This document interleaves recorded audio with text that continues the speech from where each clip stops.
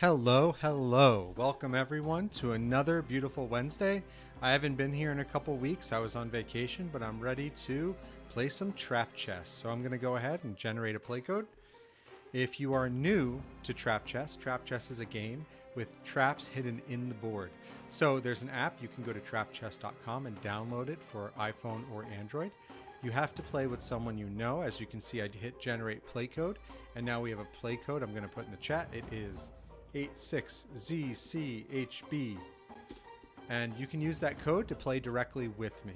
Now, after I hit join game, it will ask me how many traps I want to hide in the board.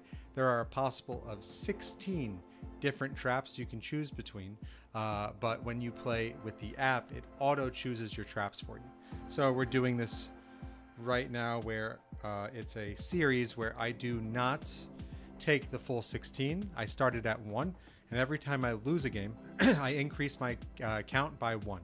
So right now I've lost 2 games on stream, so we'll put it at 3, and I'll hit confirm, and then someone can enter the code and play with me, and I'll make the first move. And here I'll show you where my traps are. Now, these are traps that will remove pawns. You know that because if you scroll down, there is a legend, and the legend tells you which piece is removed by which trap. It's color-coded. It's based on a color palette known as the Okabe Ito color palette. That color palette is specifically for people who have color vision deficiencies. So people should be able to tell the difference between each color regardless of their vision. So that's exactly why those colors are like that. Also, it helps too because trap chess is available in more than one country. It's available in the United States, Canada, India, and Italy. If it is not available in your country and you'd like me to look into putting it in your country, please let me know. I've investigated a few so far. I investigated Vietnam, Indonesia, and Russia so far. Those are a little too difficult for me to get into at this time. But in the future, I hope to have trap chess available to everyone. Now, the reason I made an app is because I came up with the idea for a board game. Originally, I made a wooden version of trap chess, and the wooden version was a little too difficult to explain and sell. So then I came out and made you can see it over my shoulder, and I'm blocking it because I'm bad at this. See, I'm not even pointing right.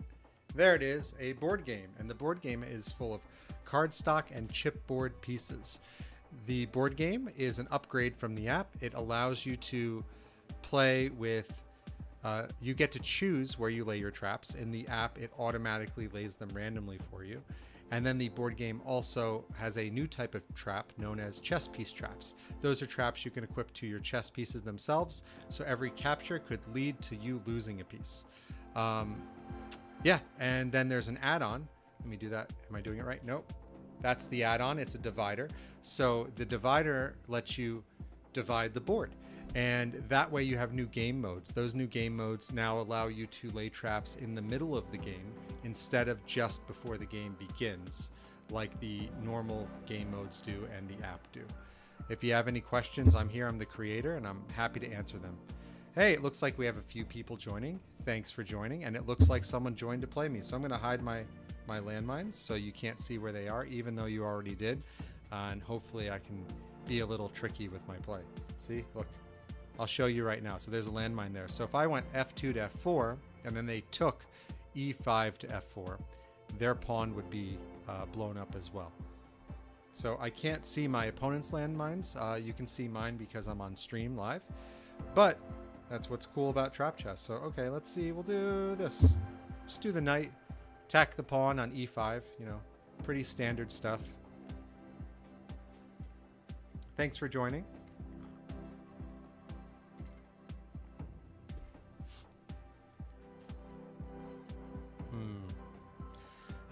Yeah, I went on vacation for a couple weeks.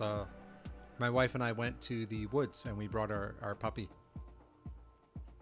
Our puppy was definitely stimulated. She was way overstimulated with all the smells and sounds in the woods. So we didn't take her out after dark. There was one day where she really had to go to the bathroom. And hey, thanks for checking it out, Joey. I appreciate it. Yeah. Feel free to join next game too if you'd like. So okay, it looks like the F7, F5 pawn was moved. So that's targeting my E4 pawn. I could take, and then they could take back. I'm seeing if there's, you know what? We'll just protect it. No problem. Yeah. So yeah, I brought my puppy into the woods, and there was one day where it was like it was like 9 p.m. and it was dark. And she was like, I need to go out, Dad. Like, Dad, I need to go now. So I took her outside, and then she got out there, and you could hear like animals in the woods around us and in the cabin we were staying in. And she was like, I've made a mistake. I don't want to be here. And then I brought her back in. As I was bringing her back in, I heard a low growl behind me, and I was like, and I couldn't see anything. So I just got inside as quickly as possible. But I think because she was upset and she's a puppy, she was whimpering, and I thought it was basically attracting like animals, because they're like, oh, what's that whimpering? It sounds like an animal, like a herd animal, and they were coming to investigate. And that's when I held her, and I was like, Zelda. That's her name, Zelda. I was like, Zelda, you can't do that. And she was like, okay, Dad. She didn't really say, okay, Dad, but you know, you could tell that she understood. Because after that, each time I took her before it was dark, she immediately went, and we went inside, and no problems after that. So yeah, and thanks for checking it out, Joey. I appreciate it. Yeah, if you'd like to download the app, it's trapchess.com. It's fun. Okay. Hey, that's a great question, Liam. So if a pawn reaches the final rank and there's a pawn landmine there, does it work? So the app actually works differently than the rules for the board game currently. So the rules for the board game say you get to choose if you want to check the square before or after promotion. So if you want to check the square before promotion, and it's a pawn landmine, then your landmine explodes before you promote it, so the landmine would activate and you wouldn't get the promotion. If you check after, and let's say you choose a rook to promote to, and then you check the square and it's a rook landmine, then the rook landmine would activate and you'd lose your rook because you chose to check afterwards. But in the app itself, it always checks afterwards. So you choose your promotion and then it checks. I did program in for the version 2.0 the ability to choose when you want to check, but that won't be coming out for some time, unfortunately. It's going to be a little bit of work still to get it there. Now, let's say there's actually one more scenario that could occur in that situation. Let's say your pawn captured a piece that put it on the last rank. So let's say I have a pawn on d7, and then I capture the bishop on c8 with my pawn, and the bishop has a pawn landmine in it. So the capture happens before the promotion, so then the pawn landmine would activate, and you wouldn't even check the square because it would the bishop landmine would activate first before you even get the chance to decide if you want to check before or after promotion, because with two traps you have to have a priority. I hope that answers your question. Let me know if I wasn't clear or you have any more follow-up questions on that. Get some water. All right, cool. So we got bishop to d6. That is now protecting the pawn on e5 from my knight on f3. So what I'm thinking about doing is taking the pawn on f5, but I'm pretty sure if I take that pawn on f5, there's going to be a pawn landmine there. 25% of the squares on my opponent's side have pawn landmines, so let's see what happens. Ready? No pawn landmine. 1, 2. I knew it. I knew it. I knew there was a pawn landmine. So right there you can see pawn landmine, took my pawn out. We have a move log you can check, and I can't scroll enough on screen, but if you remind me, I'll show you. There's actually new chess notation that was added in when a landmine activates. So the chess notation says EX F5 PLM. That means the E pawn took on F5 and hit a pawn landmine for PLM. Now you can also see in the timer bar on black side, it says landmines 15 now. It was originally 16. It ticks down because there's one less landmine on the board. There is a bug that I'm working on for the future version where it won't let you get to 0 landmines. So let's say you start with 1 and your opponent hits that 1, you're left with 0, but it still says 1 in the timer bar, so I'm still working on that too. It's only a couple bugs in the app. There's that. And then the other bug is if you have insufficient material to do a checkmate, it doesn't automatically stalemate. So I'll be working on those. I just don't have a way to update it right now because I currently don't have a MacBook. So if I update it for Android, I can't update it for Apple, which means you're going to have an inconsistency between the two platforms if you're playing it cross-platform. So it's something I have to do in the future. So, okay. So I feel like I'm being invited to put my bishop onto G5 right now to pin the knight so that the knight can't move because the queen will be taken. That's what it looks like, but there could be a bishop landmine on G5. I'm still going to go for it and we'll see. No bishop landmine, please. Ready? All right, cool. We're safe. We're safe. It takes like 1 second before you know if you hit a landmine or not. So I'm happy. So now that knight can't move. This is called a pin. If the knight tries to move out of the way, a more powerful piece will be taken, which is the queen. So, all right. They're trying to push me away. So in response, I can either back up or I can take the knight. I think I'm going to... I'm going to back up. That'll invite them to move their pawn from G7 to G5, and then I'll go to G3 with my bishop if they decide to do that. Then I'll have 2 attackers on the E5 pawn, my knight on F3, and my bishop on G3, so I know that I'll be able to win that square, assuming there aren't any landmines there, but you can't really assume in trap chess. I don't know where their landmines are. They know where mine are because I showed them, but that's the cool part. You have this new like strategy you can implement because you know where your landmines are. So you can set it up and be like, oh man, I really want them to put this piece there. And then you invite it by making it easier. You know, you make it look like it's a weak square. And then they come in and bam, they get hit with a loss.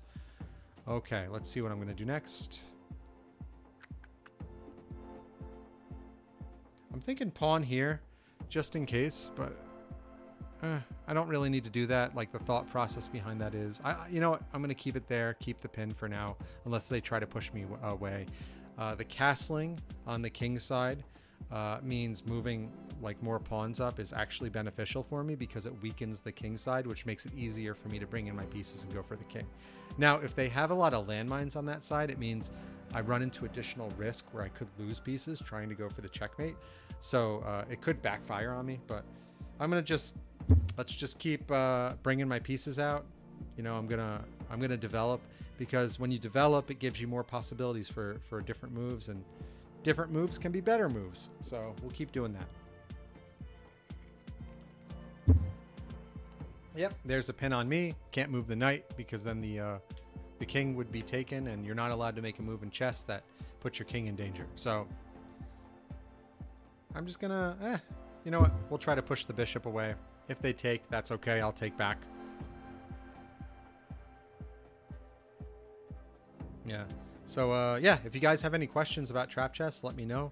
I don't know who I'm playing, but I do have to say this is a fun game so far. So thanks for playing with me. I appreciate it. And can everyone hear me okay? I have a microphone here, but it shows it's going through, but I want to make sure my volume is good. Is the volume okay? All right, cool. Thanks, Liam. Yeah, I have a lot going on here because I'm looking at the board. I'm trying to focus on the board. I'm focusing on the chat. I'm focusing on the stream health. You know, which is great if you like multitasking. Okay, so they opted to release the pin and retreat. But okay, so it's focusing now on my F2 square. My F2 square is protected by my H4 bishop, so I don't really have a lot of worries there. What I'll do though is I'll push it away one more time. You know, why not? I'll develop. I do have to keep in mind though that relieves the protection my knight has on C3, which means I don't really want to in the future keep my knight there. I'm not going to. I'll probably go knight E4 next. Knight E4 will apply pressure on the F6 knight. Then I'll have my bishop on H4 and my knight on E4 attacking it. There's a new pin there. We're going to break that pin just by doing that. Take the bishop, get it out of the way. The pawn will take me back. and then I'll go back to that square, and then that pawn is just kind of sitting there for me in the future. So we still have the pin on the knight, so the knight can't take me there, which is great. If the knight takes, then I take the queen. So and nobody wants to give up their queen that easily. So cool. Now, if you have any questions about who I am, don't ask them. No, I'm kidding. I was a chess teacher, and I still am a chess teacher.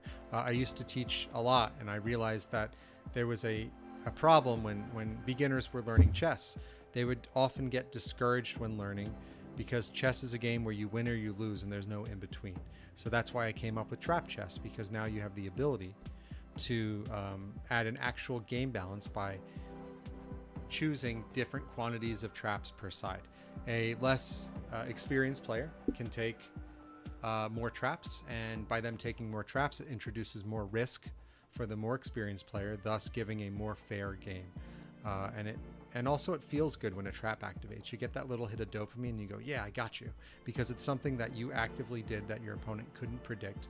Whereas chess is a game where all the possibilities are open right in front of you. And it's just, do you see it or not? And that can be really discouraging for beginners, especially when you have a game with over 1,000 years of history. So, okay, so let's see. We got the pawn going to d5. It's targeting my knight on e4. Those pawns are doubled up. So I do have to move my knight. It's the best move to move it. So it's about where do I want to move it. We have the g3 square. We have, I'm just going to say the squares where it won't be taken. We have the g3 square, and we have the c5 square. If I go to c5, there's a good chance that my opponent will then move their pawn to b6. If they go pawn b6, I'll have to move my knight again. If I move my knight again, I'll pull back to b3, and then I don't see a way for them to protect that d4 pawn, which means my knight will be sitting there looking pretty. So we'll do that. If they want to try to push me away, they can. Thankfully, there wasn't a knight landmine on the c5 square. If there was, I would have just lost my knight and it would have been a wasted move. Yeah, I don't want to take their knight on f6 because there's just too much protection on there. They have their rook on f8 protecting it. They have their pawn on g7. They wouldn't use their queen on d8 right away because of the bishop. But yeah, I'll do that. I did have an option to bring my queen from d1 to g4 to target their king if I took on f6 once their pawn took back, but their bishop on c8 is targeting that square. So it would prevent me from getting my queen closer. So I have to just plan a little bit better if I want to bring my queen out. The last thing I want to do is hit a queen landmine. It's happened a few times on stream, and when that happens, it's a huge swing. It's suddenly like I'm doing really great and then I'm doing terribly as soon as my queen is gone. Because if I'm losing my queen, she's in a really good spot. You know, I'm taking the risk to put her in a powerful spot, and if that spot has a landmine, then it just destroys all my plans. I got to be careful. Looks like a check. It's okay. Easy. Easy peasy. We'll block with the bishop. There's 3 ways to get out of check. There's take the piece attacking you, block, or move your king. Moving your king is usually the worst one. Moving your king early means you can't castle. But so we'll opt for the block because I can't take the rook on e8. So we're doing good here. Not too concerned. Oh, interesting. They opted to use their knight to try to push my knight away. Let me see. Nah, we're going to pull back. We're going to target that pawn. It looks like a free pawn. So chess is a game where incremental takes give you an advantage for later because any pawn can become a queen. Just like hard work in life for anyone. And really focusing can yield great results. So, okay. Let's see. So right now I'm deciding if I want to take. I don't think I do. Taking, they'll take back with the knight. No, they won't take back with the knight. This is probably a trap. I think there's a pawn landmine there. It's the only reason they would make it do that, because if I take and there's a pawn landmine, it's just an even trade. Because if there wasn't a pawn landmine, I would take, they would take with their knight, I would take the knight for free. But if I take, they take with their knight, and there isn't a pawn landmine, or there is, the knight can still go. I mean, they could move their queen out to protect the pawn. That would break the pin. I'm just weighing my options. Instead, I could move forward with the pawn, threaten the knight. But if there's a pawn landmine there, then I just wasted my move and I could have had a pawn and done an even trade. There's so much risk with the traps. There's 15 on their side of the board and 7 of them are landmines. Here, I'm also going to show you that notation I mentioned earlier. Oh, it's too far. I can't show it. Okay, I'll hit another landmine soon and I'll be able to show it. But I'm thinking, do I want to go pawn forward to b5, threaten the knight? No, I think I have to take. Oh, okay. There is not a landmine there. Totally cool. Great. Yeah, there's nothing protecting. I mean, they could take, I'll take back. They might have a knight landmine there. Maybe they anticipated that. I'm not sure what my opponent's thinking. They could be brand new to trap chess and not know. Yeah, it looks now like there's a knight landmine there. Like if I take, I'm gonna lose my knight. That's what it looks like. But it's the best move. It's not really the best move. If I do it, then they have queen to a5, check, and then get the knight.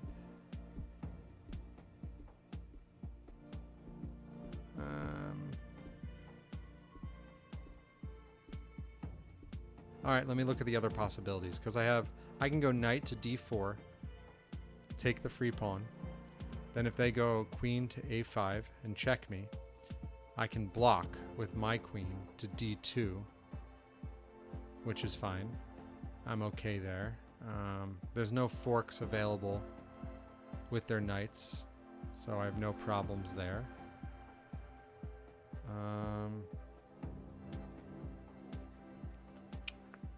I think I want to go for the pawn. I think the pawn is better. Yeah, we'll go pawn. And I know it won't have a landmine. Yeah, I know it can't have a landmine because landmines are only on, that affect me, are only on my opponent's half of the board. So, I keep doing this backwards. Like my shirt isn't, and I keep pulling it the wrong way. Oh, the rook went back. Interesting, interesting. All right, we're gonna do something different here. We're gonna castle. I normally don't like castling. I'm not a castler, but I'm gonna castle. I want to make sure that my king is in a safe spot. I have extra protection on that side, so yeah. Liam knows I rarely castle. I don't like castling. It's not that I don't like it. I just look and I'm like, I don't need to castle. But I'm gonna castle here because it makes sense. I got to get that rook out too. I've played with Liam a few times. If it is Liam playing me, Liam, is it you playing me?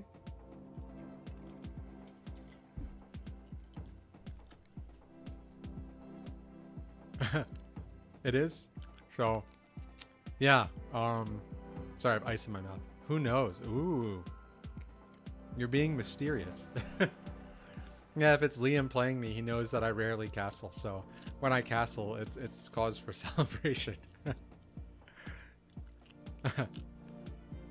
All right. Yeah, I didn't fall for the trap on the free knight. It wasn't a free knight. It was a poison knight. A poison piece is a piece that looks like it's free, but then there might be moves that lead you to being in a worse position. It would have just been a trade. But here now, my knight is in a really great spot because it's in the center of the board. You know, it's well protected. All right, yeah, this was expected. So only move is that. And then if they move their pawn up on h to h5, I can move my pawn from h2 to h3, give my bishop a place to retreat to, and then it has that long diagonal to do whatever it wants. Yeah, and by whatever it wants, I mean maybe it wants to go on vacation, you know? It can just sit there. And then the king will be like, come back from vacation, I need you to move. So, okay, let's start. Let's give some focus to this board. It's a pretty... I feel like both sides have developed about the same. I think I've had a little more development. And I'm up a pawn, right? Yeah, I'm up 1 pawn, so I'm in a slightly better position right now, I think. I think the position is weakened a little bit on the black side because of the pawns being moved away from the king. It gives the king less support, so it opens up more checks. And so if you do more checks on your opponent, it lets you force things on your opponent more. So like I could, for instance, open up an X-ray attack that lets me check my opponent, and by opening that up, I have one piece moving in one direction and attacking something else, and then they have to save their king, and then I get that piece. So I'm just going to try to set up some things in the future. Let's see. And I don't like where their knight is. The one on c5, it's too close for comfort. So I gotta figure something out here. Yeah, I think what I want to do at some point is go h2 to h3. That'll give my bishop that square to run back to. It'll also block the g4 square a little bit better. I mean, I have enough attackers and defenders there, but it's nice to have a pawn attacking it, because a pawn attacking it it's the weakest piece, and it deters your opponent more so than having high value pieces protecting the square.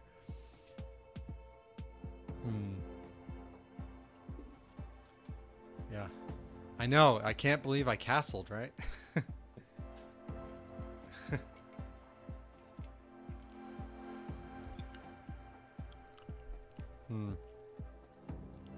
It's a hot day. So the room I stream from is it has a computer, my computer in it, and my computer, you know, it generates heat. So and heat rises. So I'm like upstairs in my home with a room that has a computer running that's generating heat. So it's already pretty hot in here. So every so often I'll just, while I still have ice in my my water, I'll just pop an ice cube in my mouth. You know, because I'm generating all this heat with all this thinking. I'm thinking so much that that the room is just, it's got to be like at least 20 degrees hotter in here from all the thinking, right? No, I'm kidding. It's not that hot.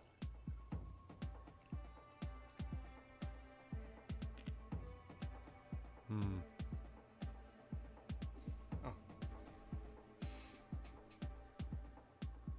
And that was like 5. Cool. Yeah, I like to write down the landmines that pop up, because then I use that later to make content. It makes it a lot easier. So in the past, I had a different procedure for making content off of the app, where I would play a game with someone, and then I would have to record the screen before I made a move on their side, so that I would have it if a trap activated. But that just meant like a lot of times a trap might not activate, so I was just recording for nothing. But now doing it live makes it so much easier, because I have this video being saved on my computer.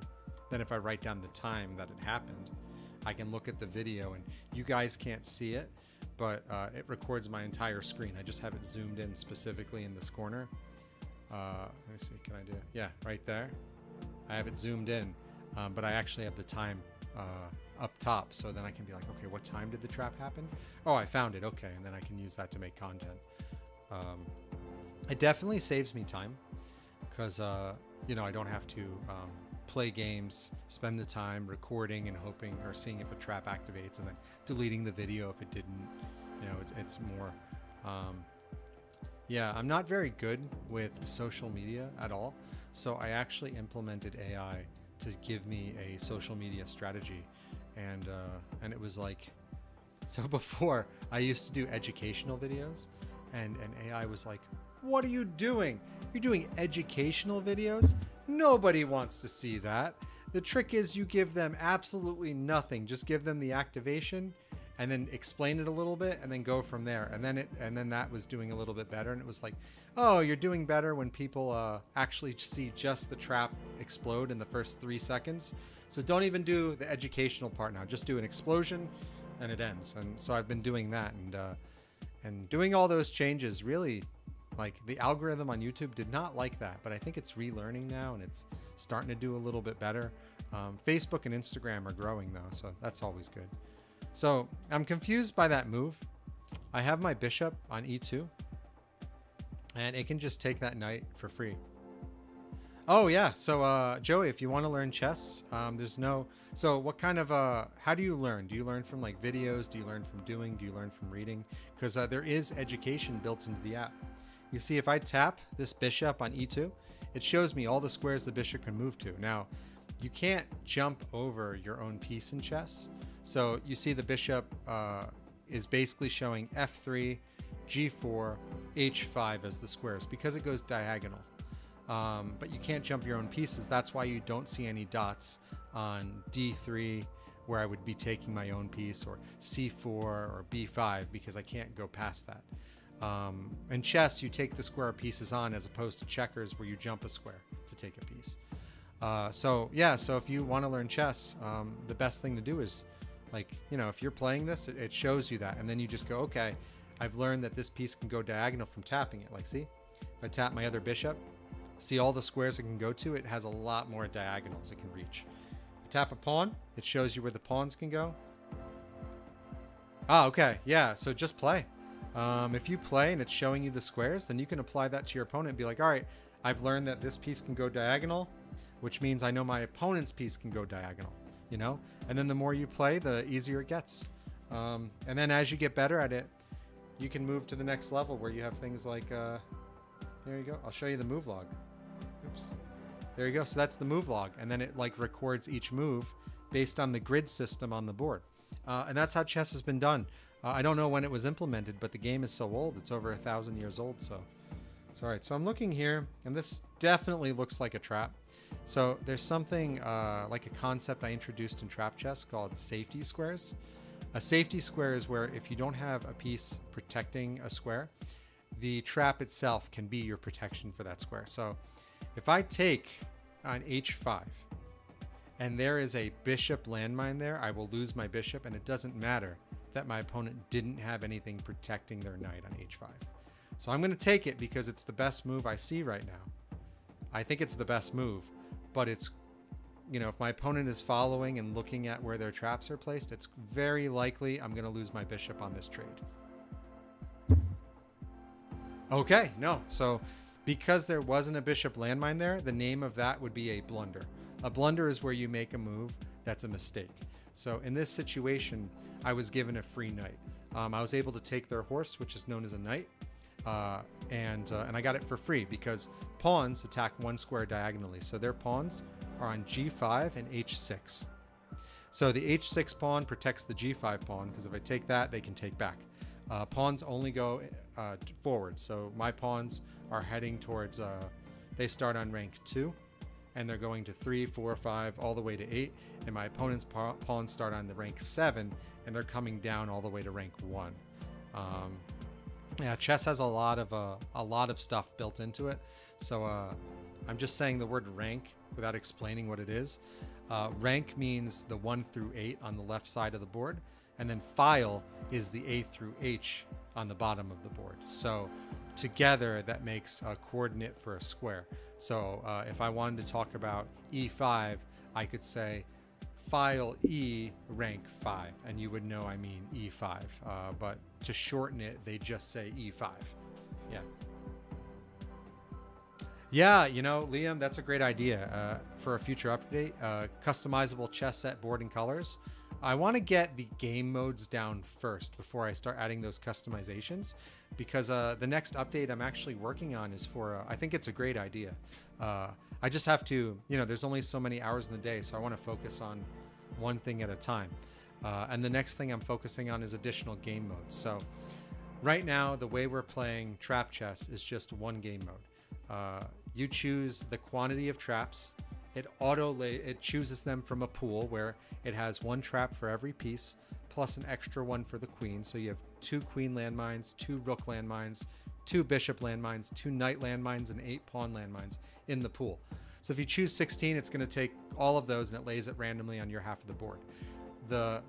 See, opposite side. The board game right there The board game allows you to choose where you lay your traps, and it unlocks additional game modes where you could have it be you're not immune to traps on your side. You know, any trap could remove any piece. On my YouTube, I built, there's actually a section for informational videos and strategies and game modes, and you could watch that, and it explains different ways you can play it. So I want to introduce some more of those game modes, because I think the game modes are what really makes it shine. And then after that, I think customizable chess set and board colors is a really good idea. Yeah, I have a whole bunch of content on the YouTube. I have I think over 200 videos. So yeah, I'll go over the values of the pieces. So one of the first things you learn in chess is the values of the pieces, and that matters. Yep, the queen is the most valuable. Liam is absolutely right. So first we'll start at the bottom. A pawn. A pawn is worth one point or one pawn. It's used as the standard for the values of the pieces. So you have 8 pawns, but pawns are important because if it gets across the board, it's like checkers. You go king me, but in chess you say, I get to pick any piece except a king to convert it into. The next one would be a bishop or a knight. So they're both considered the same value of 3 points because they have different points. So I'll tap my knight. Knights move in an L shape, so they're unique. They're the only piece on the board that does that, and they're the only piece on the board that can jump other pieces. So right now you see my knight on the D4 square that I tapped. It has all of those squares with the little orange dots that it can move to currently. And it's just L square. So if you go like this, you make an L. You pretend this is 2, and then to the side is 1, and then however you can turn it is however the knight can move. The bishop moves diagonal. Now, something to know about the knight is if you look at my knight currently, it's on a dark colored square on the D4 square.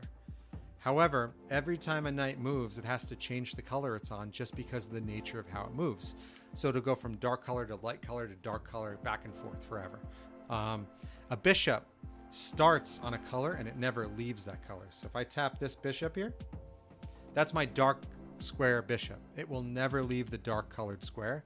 That's why you have a bishop that starts on each one. So they're known both at 3 points. Yeah, the knight can travel to all the squares. But grandmasters do state that a bishop pair is very strong together because you can hit both colors simultaneously. But bishops are generally a little bit weaker early on because there's a lot more in the way, restricting their movement, where knights can move between pieces because they can jump them. The next piece is the rook. The rook is worth 5 points. The rook can change the color it's on. It can go forward, backwards, side to side. Rooks are very powerful. However, they're usually used later in the game. It starts in the corner, and any piece in the corner is weakest. So it makes it a little bit harder to get out because, as you can see, the first move my rook makes will either put it on the side of the board or the corner if it can go all the way to another corner with no restrictions or pieces in the way. So it really can't get stronger until it gets to the center. All pieces are strongest in the center because they can hit the most squares. The next is the queen. The queen moves like the bishop and the rook put together, diagonal, forward, backwards, side to side. So she's your strongest. She's worth 9 points. And then the king. The king can move 1 square any direction. However, it's the only piece in the game that matters because you could lose almost all your pieces, but if you corner your opponent's king, you win. There's something in chess called check. That means your king is in danger. Check means stop whatever you're doing and save your king. Checkmate means you can't save your king and the game is over. So, all right, I'm going to make a move before I start explaining again. So as you can see, my opponent moved their queen to f6. Now their queen can go diagonal, so it's targeting my d4 knight. That knight is not protected currently. So I want to do something to protect it. I'm looking at my possibilities. Pawns can defend 1 square diagonally. So if I move my pawn from c2 to c3, that protects my queen. But then my pawn is no longer protecting on d3, my other pawn. However, my queen is protecting it because she can go forward. So let's see. I think I'd rather move my knight though. So let's see where I can move it. You know where? I'm going to put it here. Oh, I made a mistake. I thought I was touching my knight. I was not touching my knight. I was touching my queen. See, that's what happens when you're talking too much. That's okay, though. Mistakes happen.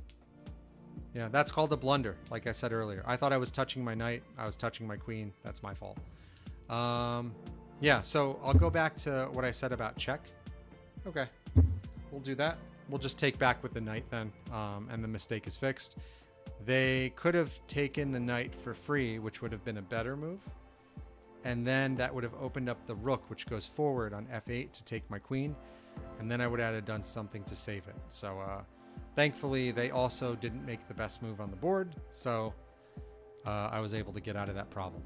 Now, we'll go back to check. So check is where your king is in danger. It means a piece is actively targeting your king. So that would be if, like, I tap one of my pieces and the dot is on my opponent's king.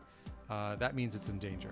So you're never allowed in chess to make a move that puts your king in danger. You're not allowed to put your king in check. So we'll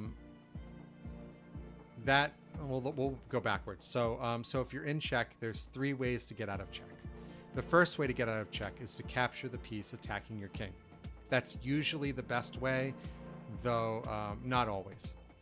The second way to get out of check is to block. If you put something in between the piece that's attacking your king and your king, then they can't hit your king anymore because they can't jump that piece. Knights are immune to that because knights are the only piece that can jump over other pieces, so you can't block a knight. The third way to get out of check is to move your king. If you move it off the square where it's in danger to a square where it isn't in danger, and where it's safe, you're no longer in check. So if I put my opponent in check, they must make a move that saves their king. It's illegal to make another move in the game of chess if your king is in danger. So if we take all that together, checkmate is where you can't move your king to a safe square, you can't block the check, and you can't capture the piece putting you in check. If you can't do any of those 3 things, it's checkmate and the game is over. So it helps when you're learning chess to go through that checklist when you're in check or you're checking your opponent, because that checklist really explains what your options are when you're dealing with a check. Now, because of the nature of check, it also opens up things in chess called they're strategies, but they're called there's another name. Sorry, I'm drawing a blank. Let me have some water, maybe that'll help.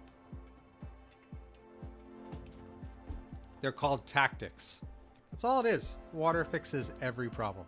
So tactics. So there's a few different tactics in chess, but that's higher level learning.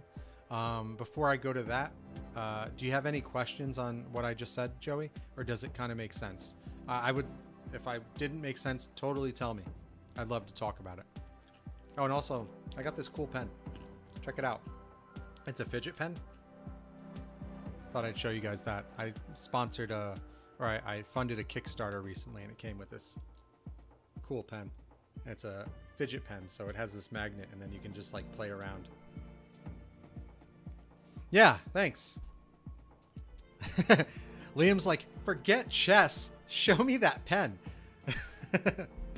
Yeah. Everyone's like, is this a chess channel or a tech channel? Guess it's a little bit of both, because trap chess is a new type of tech. Yeah, so now I can talk about tactics if you're interested. I'm a chess player where I'm a very aggressive player, and I implement a lot of tactics. So there are 3 main tactics in chess. Actually there's 2, but one has, like, categories. So there's, like, more. So I'll talk about the first tactic. It's known as a fork. A fork is where you're attacking more than one piece at once. A lot of people see knights as the piece that do, like, forks well. And that's true. Knights are known for forks, and that's the piece you think of the most because it can jump over pieces and hit pieces that are, like, far apart in, like, unusual spots. So I'll give you an example. Let's see if there's any forks on the board right now. There are not. There are 0 forks on the board, so I can't give you an example. But let's say a present example, but I can give you a hypothetical example. Let's say my bishop on g3 was moved to d6, right? Because I'm waiting on my opponent to move. So my bishop on g3 moves to d6. That bishop is now forking because it moves diagonal. The knight on c5 and the rook on f8. It's attacking both of them at the same time. So the idea behind a fork is when your opponent saves one piece, you take the other one. Does that make sense?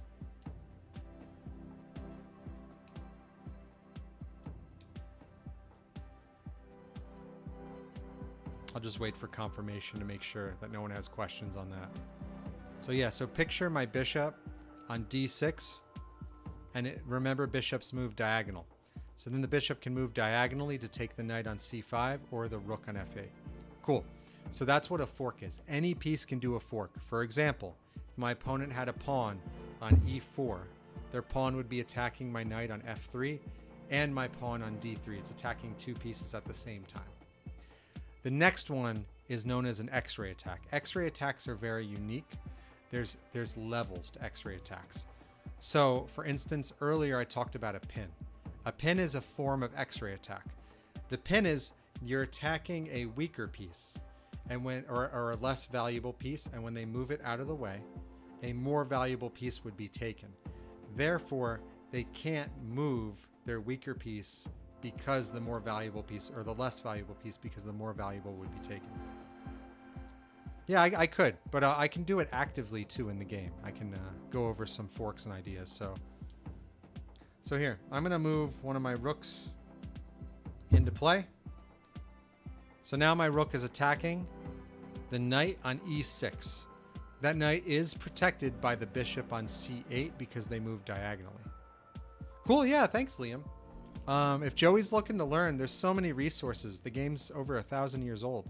But it's a really great game. It has great benefits. There's mental health benefits. Let's see. So, okay. They move to g7. They're attacking my bishop on h5.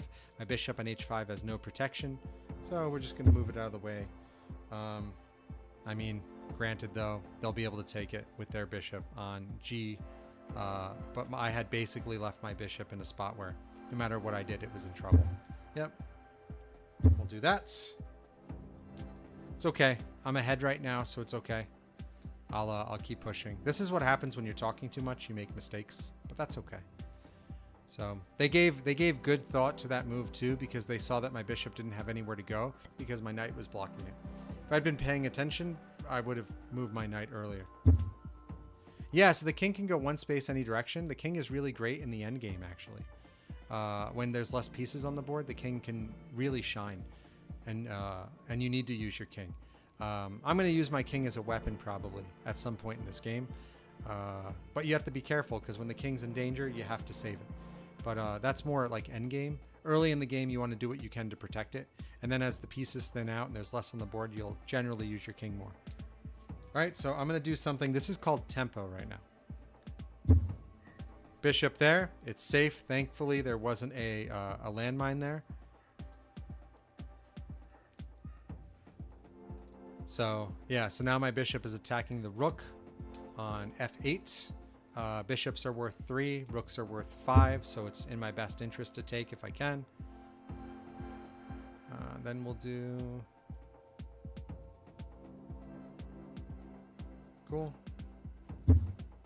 Go there. Thankfully, there's no bishop landmine. I'm playing with fire. So now, right now, what we have is my bishop is protected by my rook on e1, and because of the positioning of their rook, it's actually the moves on the rook are kind of blocked. The rook can't really do much. Here we go. Now we'll continue the tempo and we'll attack their bishop because pawns can attack one square diagonally. Yeah, I'm going to start giving some thought. Let's try to do some good attacks here. Have some good chess played. Yeah, you can post the website, Liam, in the chat if you want, if you found a good one. It's totally cool. All right, do that. So that pawn is protected by my knight on f3. They take the pawn. I take it back with my knight, which threatens their bishop again. If they don't take it, my pawn goes to h5, which threatens their bishop again. So regardless, I can threaten the bishop.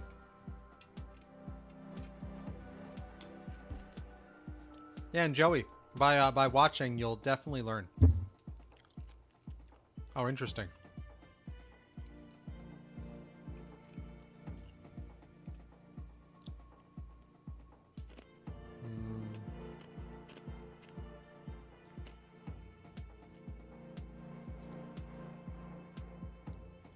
Yeah, but that's basically saying your pawn isn't going to survive by doing that. I mean... Alright. We'll do this. That's a free pawn for me, so I'll take it. Oh, nice. I'm glad you like it. It's a really great game. It's why there's a reason why it's been increasing in popularity. Alright. So now, I don't really see that pawn surviving in the long term, so that's okay. All right, I'm going to do what you wanted, Joey. I'm going to start bringing my king into the action.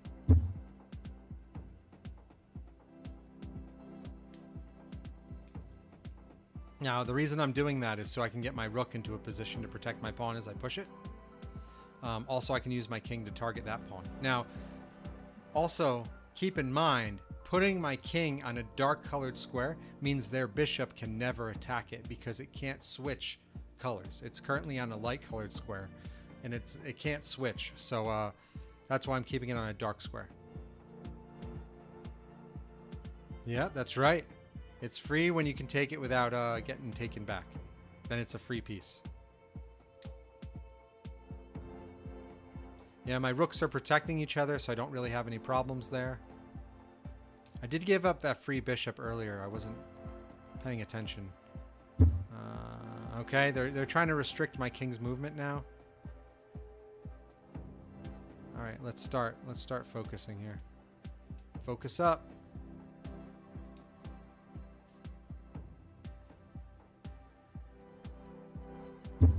I have a plan.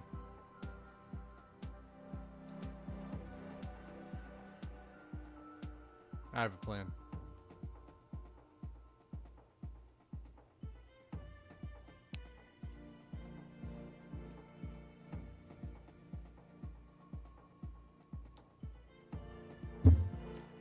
Let's go, king. Now my king is protecting that pawn on h4. Yep. Cool. So he instead taking your bishop because you have a rook that can just... Yeah, so if he took it, I would take him back, yeah. But now his knight took it, which is different, so that's totally fine. So, but my goal here is actually to do a push, because any pawn that gets across the board can you know, be utilized well and get turned into a queen. So we're gonna bring the rook into the action here, and we're gonna target that bishop. Now I have my rook and my knight closer to their king.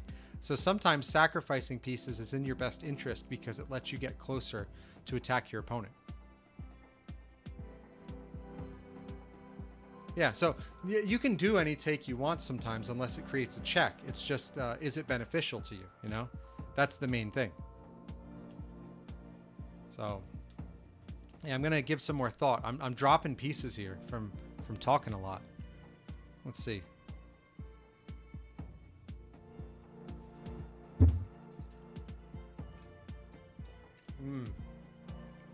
Okay. Thankfully, there's no rook landmine. If there was a rook landmine there, my plans would be gone. You can upgrade as many pawns as you can get across the board. In theory, you could have 9 queens. Yeah.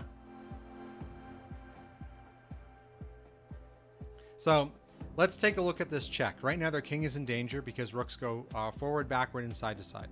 Right? So the rook is targeting the king. The rook on g6 is attacking the king on g8. You can see they're in check because there's a little pink exclamation point next there on their timer bar. And you can definitely, like, it vibrates when you're in check. So I know all of you watching the stream felt that vibration. So, yeah.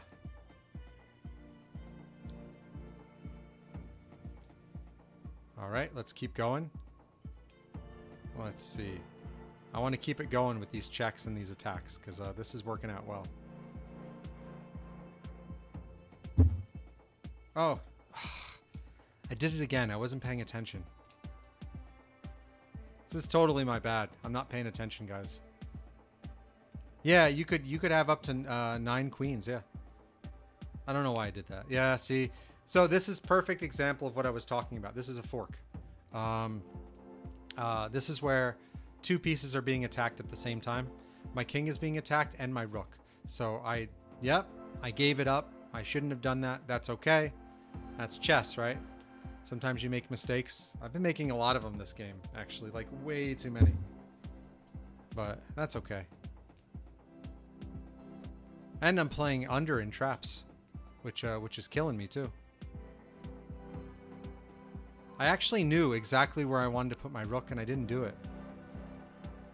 So, all right, we're gonna move our king closer.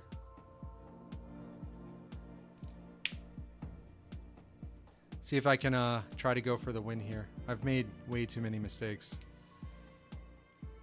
Yeah, but you know what? I'm okay with that, because if you're interested in learning chess and you're learning something here, then I'm doing a great job, you know? I feel like I'm happy with the work I'm doing. We're just going to run the king up. Why not? This is what Joey wanted. Joey wanted my king to run up there and be a weapon. So we're going to make him happy. Why not? Go, king, go. And then I'll distract by playing with the pen.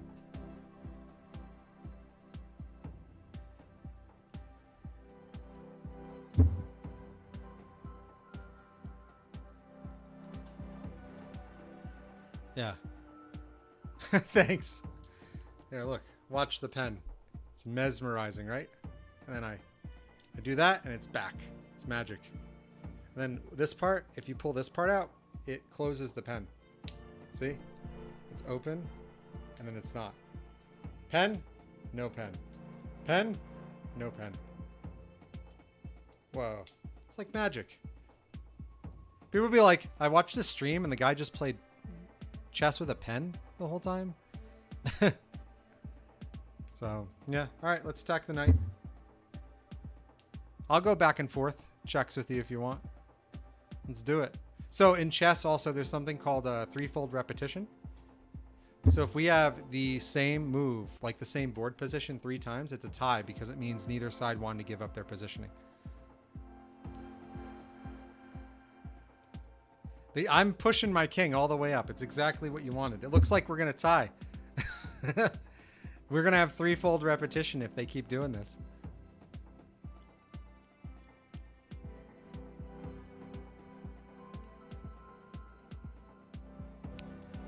It's a draw. See? The reason being, I had the opportunity for a checkmate there. If my king was on that F6 square, so we tied. A stalemate is called a draw. So I'm going to hide. Oh, at the end of the game, it shows you the positions of everyone's landmines. So they had a queen landmine on F7 and a queen landmine on C5. Yeah, it does. It's a 1/2 win, yeah. Yeah, because each side gets 0.5. If you win, you get a 1, and the other side gets 0. You know, it's a victory. But now it's a 0.5. So, yeah. If my king was on the F6 square and I moved my knight to H7, it would have been checkmate. Yeah, you did, right? Was that you playing me, Liam? Great game, by the way. Great game.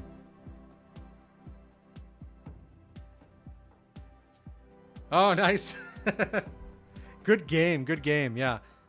So that's a tie because neither side wanted to give up the position. So if my king was on F6 and then I go knight to H7, that's checkmate. That's why my king was good. So 2 kings can never move next to each other because you're not allowed to move your king into danger. And a king attacks 1 square any direction. So using my king as a weapon was like my best option there after making those losing those pieces. All right, let's do another game. You ready? Generate a play code. Throw it in the chat. T7PDFR. We only had 1 trap activation in that game. Crazy. Cool. And I'm going to take 3 because I have not lost more than... I've only lost twice. And whoever joins can play me.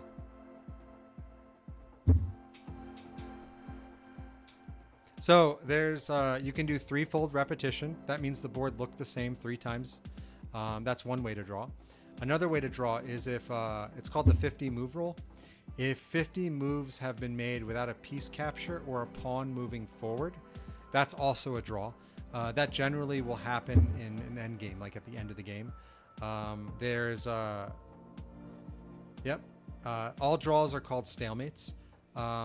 There's insufficient material. Insufficient material means like if all pieces are off the board and it's just my king and your king, a king can never move into danger, so a king can never check another king, which means it can never checkmate another king, so it's a draw. Because you can't, if I check you with my king, you take my king. I'm not allowed to move my king into danger. So that's insufficient material for a draw. So what did I say? I said threefold repetition, insufficient material, the 50 move rule. And then there's one where, let's say I have to make a move and my king is not in danger, but the only move I can make is putting my king in danger. That's also a draw. So a good example of that would be, let's say my king is on h1, it's in the corner, and all other pieces are off the board. So my king is the only piece I can move. And then my opponent has a queen on g3. So my king is in h1, their queen is g3. Queens move forward, backward, side to side, and diagonal, right? So the queen is not attacking my king. My king isn't in check in the corner. And if it's my turn, I can only move my king to g1, g2, or h2. And all of those squares are being attacked by the queen. So if I try to move my king there, I'm moving my king into check. It's against the rules for me to move my king into check, but it's my turn. I have to make a move, but I'm not allowed to make any moves, so it's a tie. It's a stalemate. Yeah, and then there's like different names for different types of checkmates, like Liam brought up, like a smothered mate. Oh, all right, here we go. Brand new game. Hope all that makes sense. Yeah, let me know if you have any questions on any of that. All right. We're going to give this game my all. I don't know where my landmines are. We're going to play dark. I'm not going to even look at them. I don't know. You don't know. We don't know what they are. We're both in the dark on my landmines. All right. I'm going to start moving some of my pieces in play. I want to develop them.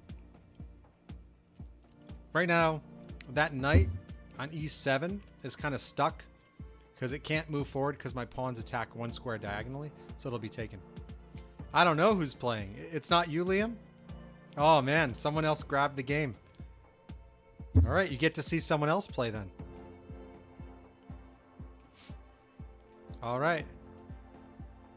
It's definitely Joey playing then. It's got to be Joey, right? No. I don't know. Let's see. All right. So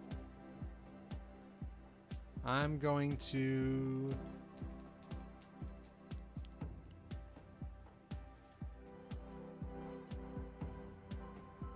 All right. I have an idea. So we're gonna start making some moves, do some attacks. Right now I like my position a little bit more. I like my position more because I have the pen and my opponent doesn't. So having the pen just makes me stronger here. So okay, so I'm gonna tap this here, and you can see that my pawn can take on b5 because pawns attack one square diagonal, or I could move it forward. I'm gonna take, but I'm pretty sure there's a pawn landmine there, so fingers crossed I don't lose it. Ready? Knew it. Pawn landmine. Nice play. Utilizing your traps is a good strategy. So that's at...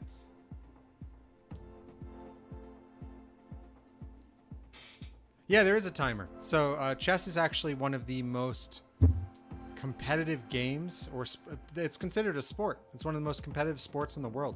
You can see that I have a timer, but for the app it's 12 hours. But in the stream, a lot of the people that play understand, and we just keep it moving anyway, because no one would wait 12 hours for a move. So if one side their clock hits 0, then they would lose the game.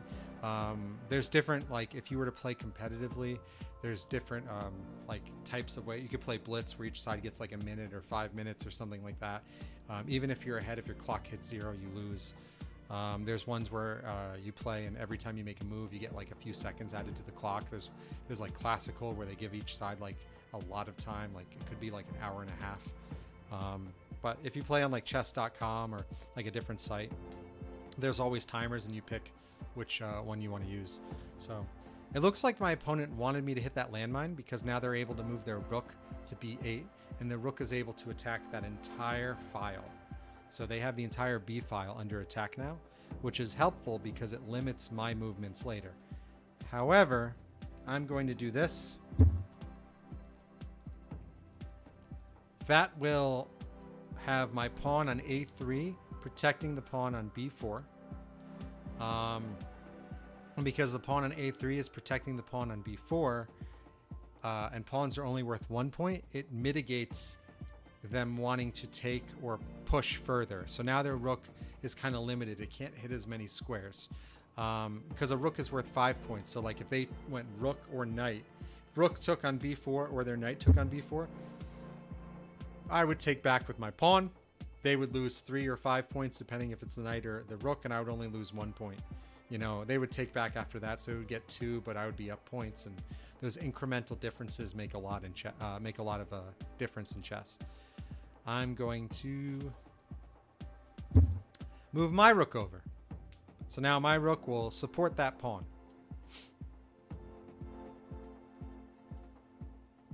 Now, if you look at their board, they have pawns on the e5, f6, and g5 squares. That actually limits the movement of my dark colored bishop, my dark squared bishop, because it can't switch colors and all their pawns are on those squares. And pawns attack one square diagonally. They're protecting each other. That f6 pawn is protecting the e5 and g5 pawns. So it limits the movement of my bishop. So I'm just going to keep my bishop on c1 where it can protect my a3 pawn, which is the one holding together the b4 pawn and all that. All right, let's see. They're trying to break through. I'm just going to weigh my options real quick. I could take, there might be a landmine, I'll lose it. That'll open up their queen to come down wherever it wants. I could instead move my bishop from f1 to d3. Then if they take, I take back with the bishop. It's on my side of the board, so I know there aren't any traps that I could lose it to. If I don't take, they could push pawn to d4 instead of taking, which attacks my knight. And then my knight is very limited in where it can go. So it looks like I'm being forced to take.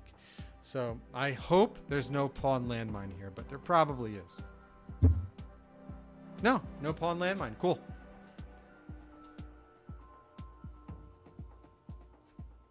Cool. That works for me. Now they'll probably take back with their knight rather than their queen, because the queen is worth 9 and my knight is still attacking that square.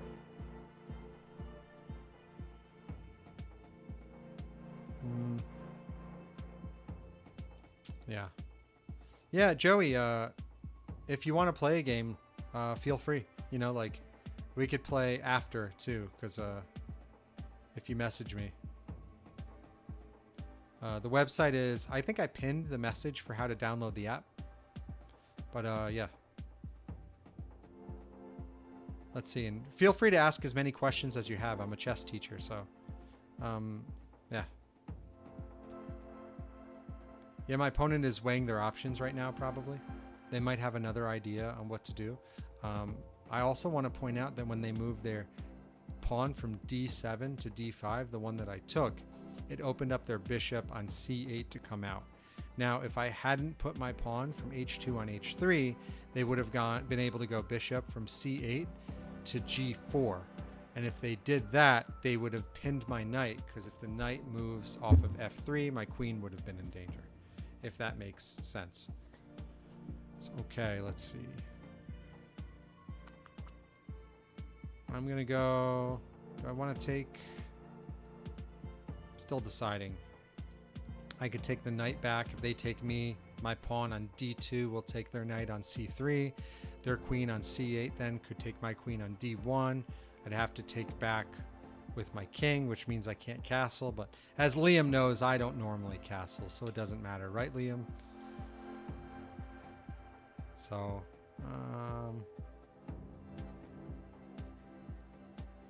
I have an idea.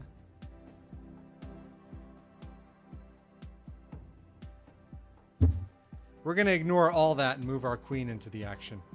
My queen is now pinning the knight on c6. Now, if they take on c3, I'll take back d2 to c3. And then my queen won't be taken by theirs. And then I keep my options open to castle later because they won't just move their queen down for free. Oh, yeah, so they want to protect it. But I want to point out there's another thing in chess called attackers and defenders. So what that means is, if you've ever played the game of Risk, you know tie goes to the defense when you put the two numbers against each other. So right now I have all good, Liam. Thanks for coming and checking out the stream. It was great playing with you.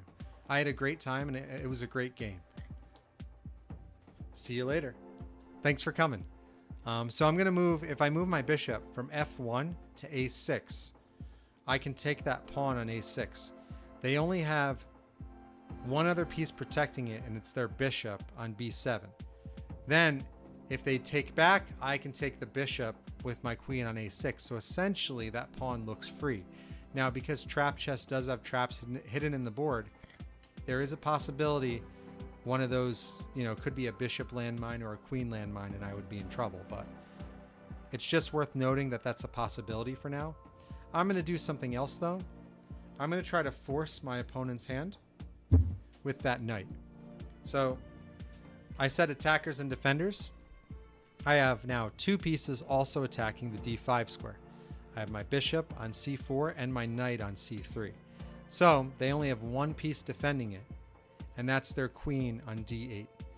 If I take the knight, they take back, I win the territory because I have this, more attackers than they have defenders, and I get more points because the queen is worth more than the bishop or the knight.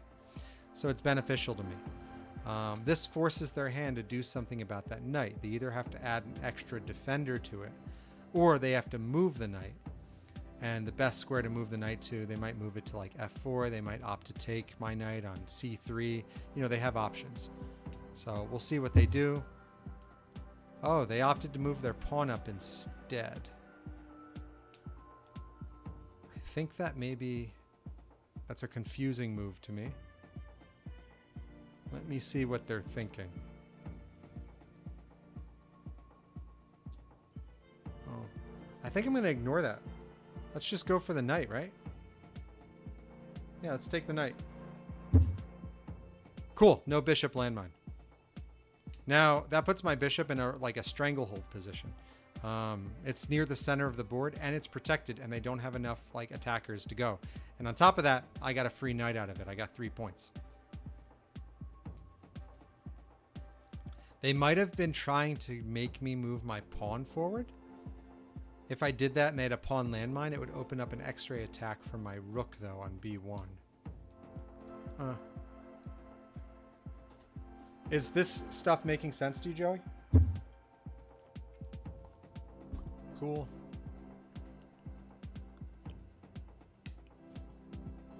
Yeah, we'll take... All right, cool. So I have two options here to take back. I can't use my queen. If I use my queen, the knight will take me. Right now, my queen on a4 is doing a pin. If you look, I'm going to click my queen. You see how it's attacking their knight right now? If their knight is not there, my queen is immediately attacking their king, which means their knight isn't allowed to take back if I take, because it's against the rules to put your king in danger. So I'm thinking what I'll do. Take it with the pawn. I could have taken with the pawn or my rook on b1. I chose the pawn though, because they do have their bishop on f8 protecting that pawn, that square. So if I'd taken with the rook, they would have taken it obviously because they would have sacrificed their bishop worth 3 points and gotten a rook out of it that's worth 5. So it's better to use my pawn.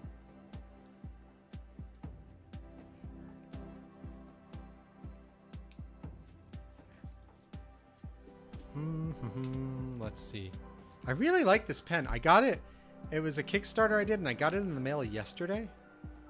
So like I've been playing with it since yesterday.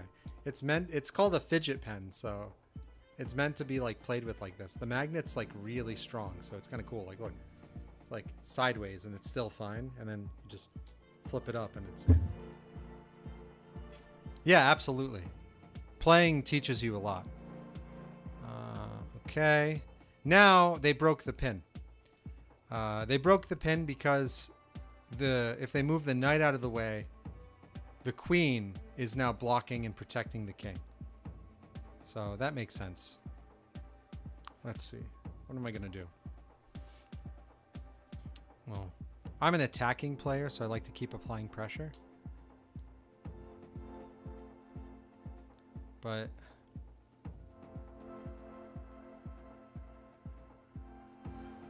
yeah, all right, we're taking the knight. We're taking that knight, getting it out of the way. Yeah, I thought it was cool too. I was really happy to get it. I was like, no way, I can't believe it came. I got one for me and my wife. So right now, you can see my queen is under attack by their bishop. So we're gonna continue and we're gonna target their rook.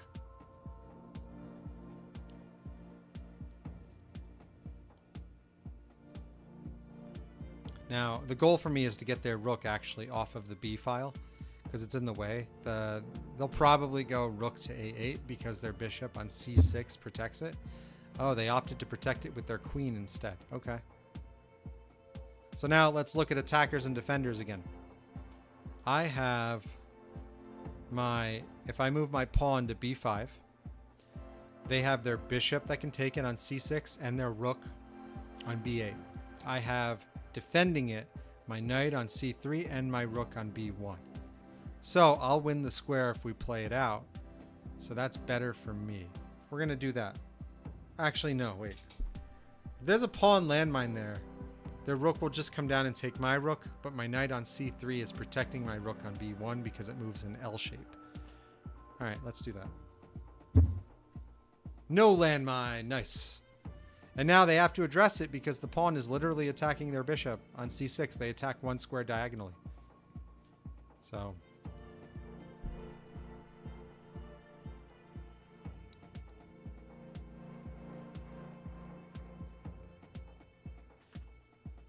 Excuse me. Long day. Okay. They opted to go bishop for knight. Knights and bishops are worth 3 points each, so we'll just take back, no problem. Now, they probably have a pawn land, like if they don't have a pawn landmine on B6 or B7, I have the opportunity to potentially push that pawn and upgrade it to a queen, which would be really, really good for me.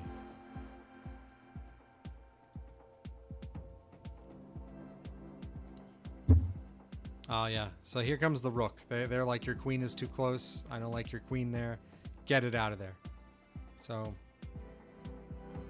we're going to retreat. Now, I put it on the A4 square specifically because the moment I move the pawn on B5, I open up an X-ray attack. And now the pawn is the only thing blocking me from attacking their king on E8. So if I move that pawn up, my queen is attacking their king. Excuse me. They have to do something to protect the king, and then the pawn can do whatever it wants. Their response is to do a fork on my B1 rook and my pawn on F3. So let's see.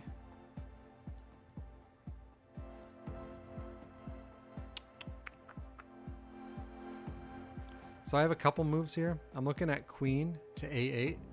That's a fork on their king and their rook isn't protected, so then I get the rook out of it. I'm also looking at moving that pawn up to B6. I think going for the rook is the best move. I really hope there's no queen landmine around here. That would be terrible. I don't know where my landmines are though, so if my opponent's definitely watching. If that F3 pawn has a queen landmine, I'm so sorry. But once I take the rook, I'm protecting it. This is called tempo. You make a move, your opponent has to do something to deal with it, and then you're able to get yourself out of danger or basically make additional moves that benefit you. So I checked them, took the rook, protected it. I don't think they noticed that that rook was protected by my knight. So that's a blunder on their side. They gave up a queen for a rook. The rook is worth 5. They gained 5 points by taking my rook. I took them back and I got 9 points. So, So now when you're up pieces in chess, it's great to keep trading. So I'm going to go bishop to a3. It's protected by my knight on b1. So I'm offering a trade. Bishop for bishop. We're going to take it. Bishop landmine. That's so cool. We finally got a landmine activation. So they didn't even care. They were like, I don't need to spend my turn taking back with the pawn, which they couldn't anyway. Because if they took with the pawn, my queen on b7 would be attacking their king. The pawn is pinned. But that's cool that we had a bishop landmine there. Cool. Yeah, I have it as the notation as like, let's see. You can see it in here, the notation. So b takes d6, blm, bishop landmine. I did it that way because some people were like, why didn't you just call it a mine instead of a landmine? I was like, well, if I did a mine, every time a bishop landmine went off, or a bishop mine, it would say b takes d6, bm. And bm is something different, you know? So, so all right. Next move. Pawn up. Their pawn on c7 is not allowed to take my pawn on b6 because it's pinned. If the pawn is moved, their king is in danger. All right. Oh, wow. I did have a queen landmine. I looked at him. So they took my pawn. I said, your pawn's gone far enough. I took it back.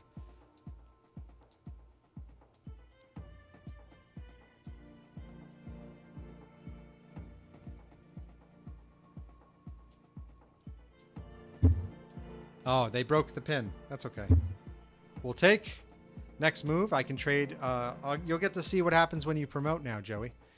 So when you get a pawn all the way across the board, you get to choose what piece you want. So you'll get to see. I'm going to do it for my next move. So, yep, I click it and it says choose your promotion. So let's get a second queen. And thankfully, there wasn't a queen landmine on that square. Now my opponent's best move is take the queen, then I take back the rook. And now we're going to work on a checkmate.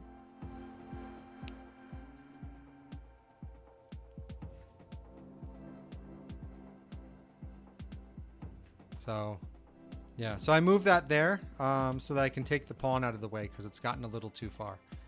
Does that make sense? The things I'm doing? Okay, it looks like my opponent gave up. They resigned. That was a good game. Oh, so f5 and a5 were the queen landmines. If I hit those with my queen, I would have lost my queen. My queen was on a4 multiple times. It was one square away from getting blown up. So I think that's cool. All right, good game. I'm going to go ahead and exit, and then we'll generate a new code for the next game. Did I type it right? Let's see. 22R1KZ. Cool. And I'm going to take 3 like usual. And we'll do something different for the opening move. Why not? So the thing about chess too, Joey, is it's so old. It's over 1,000 years old. So like this move I made, it has a name. And then people doing a move after that, that has a name. I don't know the names. But because it's so old, all right, we're going to bring out the bishop then and target that pawn. A lot of high-level players will study all that and memorize the names and what you're supposed to do in those situations. The cool thing about trap chess is the moment a trap blows up a piece, now you have a new board position because normally a piece leaving the board requires your opponent to move a piece to that square. That's how chess works. But if the board itself is removing the piece or the trap is removing the piece, now it's your opponent's turn. They don't have to spend their turn taking the piece back. So you have a brand new board position and now there's no name for that position, which means it pushes the game more towards critical thinking early on rather than the memorization high-level players do. And that memorization, that's what makes chess so daunting for some people to learn because they're like, there's so much history. If I want to play and get good, I got to start reading and studying and memorizing all these names and these moves and these patterns. But now, like, what do you do when it's a brand new pattern? You know, high level people will be kind of thrown in the weeds. They'll be thrown to the dark, and now it's all based on critical thinking to find the next best move. All right, they protected their pawn on e5. Yeah, so actually trap chess has 4 patents. There's well, the version, the wooden version I made is what I filed the patents under, but the patents do cover a lot of the mechanics, specifically like the one I just said, because the way I'm doing it with the digital version is it does the same thing. The way the cardstock version works does the same thing, cardstock and chipboard version. So let's keep going. We will stop their pawns from advancing because pawns can only attack 1 square diagonally. So 2 pawns like that up against each other just can't move. So I'm just stopping their pawn from moving forward. All right, we'll go here.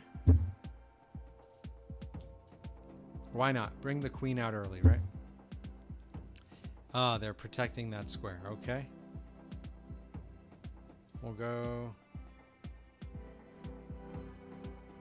here. Why not? I'm going to do some things differently. And feel free to ask any more questions if you have them. I love teaching. Like, and chess is so much fun.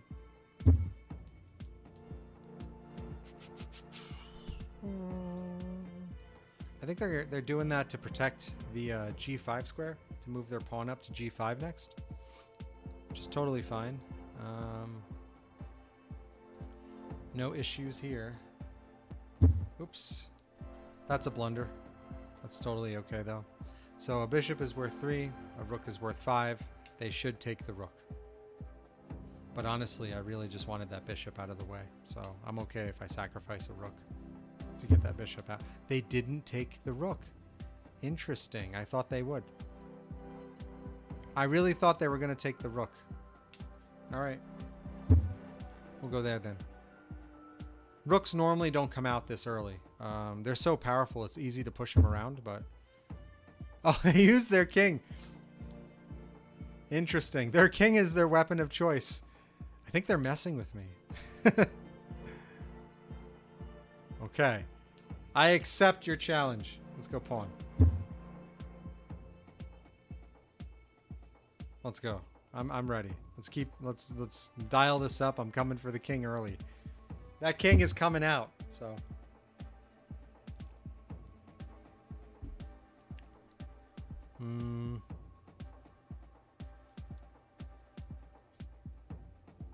All right, knights.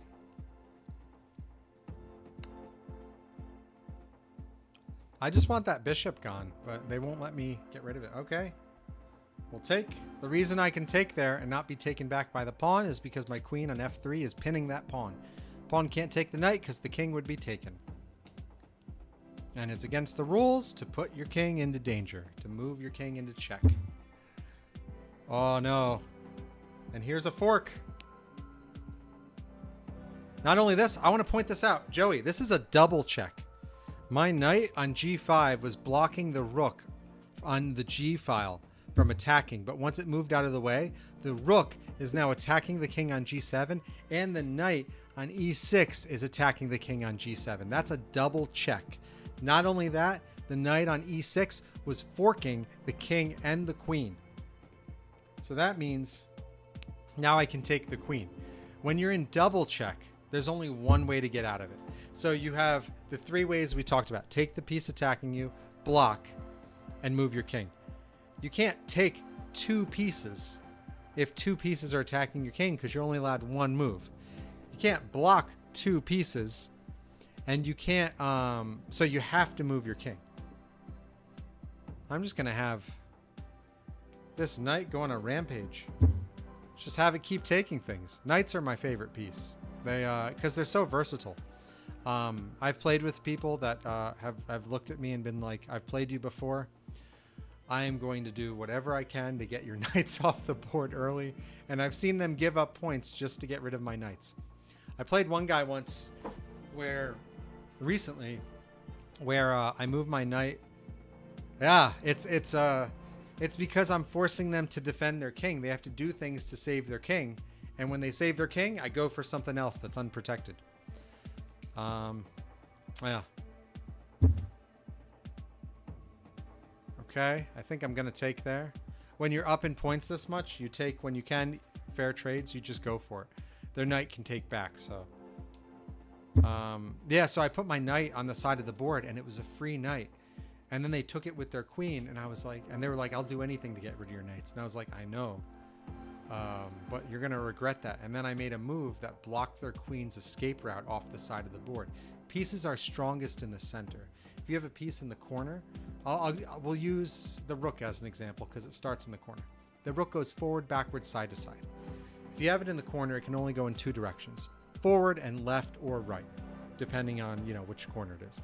If you have it on the side of the board, it can go three directions, forward, backward, and side, or right, left, forward, or right, left, backward. If you have it in the center, it can go four directions. If you put a bishop in the corner, it can go one direction. It can only go diagonally out of the corner. If you put it on the side, it can go two directions. Put it in the middle, it can go four.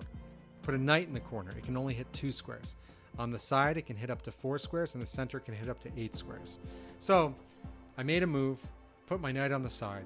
They took the bait, took the knight on the side, and now their queen was on the side of the board, which limited its movement, and then I was able to block the squares the queen could move to safely, and then they couldn't move their queen off the side. So by giving up 3 points, I essentially took a 9-point piece out of the game, and then I just kept attacking.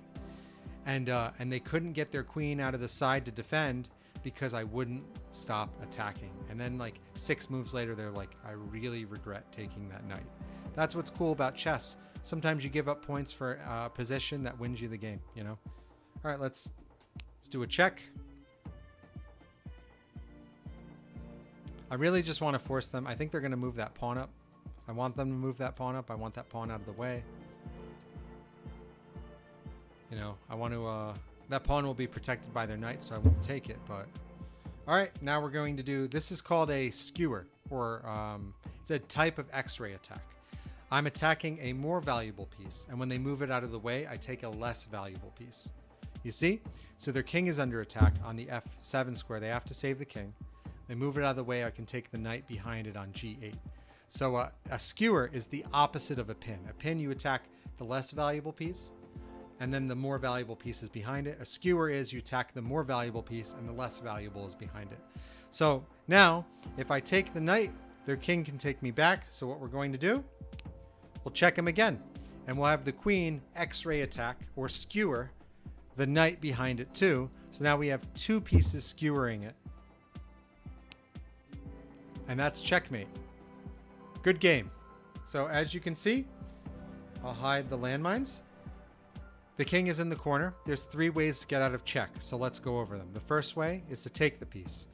The only thing that can take the piece is their king, but their king isn't allowed to move into check. And if the king takes the queen on G8, the bishop on C4 will take the king back. So the king isn't allowed to take the queen. It can't move into check. It's against the rules. The second way is to block. You can't block if you don't have any squares in between.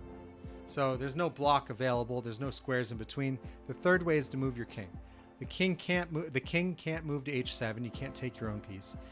On G7, it's still in danger by the queen, and then we already talked about G8, where it's in danger by the bishop.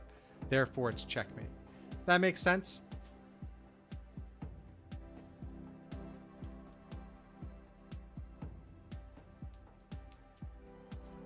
I hope that makes sense. I think it's a good learning. It's great to learn if you show examples and you point out the examples. So here, nice. Yes, that's how chess works, man. It's all about the king. If you get the king, you win. Also, the king is the only piece that never leaves the board because the king is never removed from the board because it's against the rules to let it be taken. So it's only cornered. And then when it's cornered, the game is over. So because of that, trap chess does not have a king landmine. Instead, I give 2 queen landmines. And you can see them on the board. It's on H6 and B7. Down here is the legend that shows you what takes what. The blue ones are for queens. Yeah, so the king, attacking the king is a great way to create like tempo where you make a move, they save it, then you make a move, they save it, and then before you know it, you've cornered them, or you've forked other pieces and used those other tactics to attack other pieces where they can't save them because they're too busy saving their king. You know, that one rule alone is what makes chess really special. That was a great game. I'm gonna put another code in the chat if someone wants to try. BCD 15C. I like that the code rhymes. BCD 15C. I've lost 2 games on stream, so we're going to have 3 landmines. I showed them real quick. If you missed it, that's it. And then let's move this pawn as a starting move this time. Why not?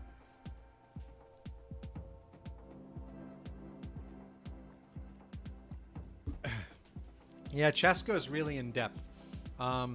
With my students, I try to teach based on their learning style, you know, and I try to relate. My wife calls it I have a t-shirt game. So like this is my t-shirt today.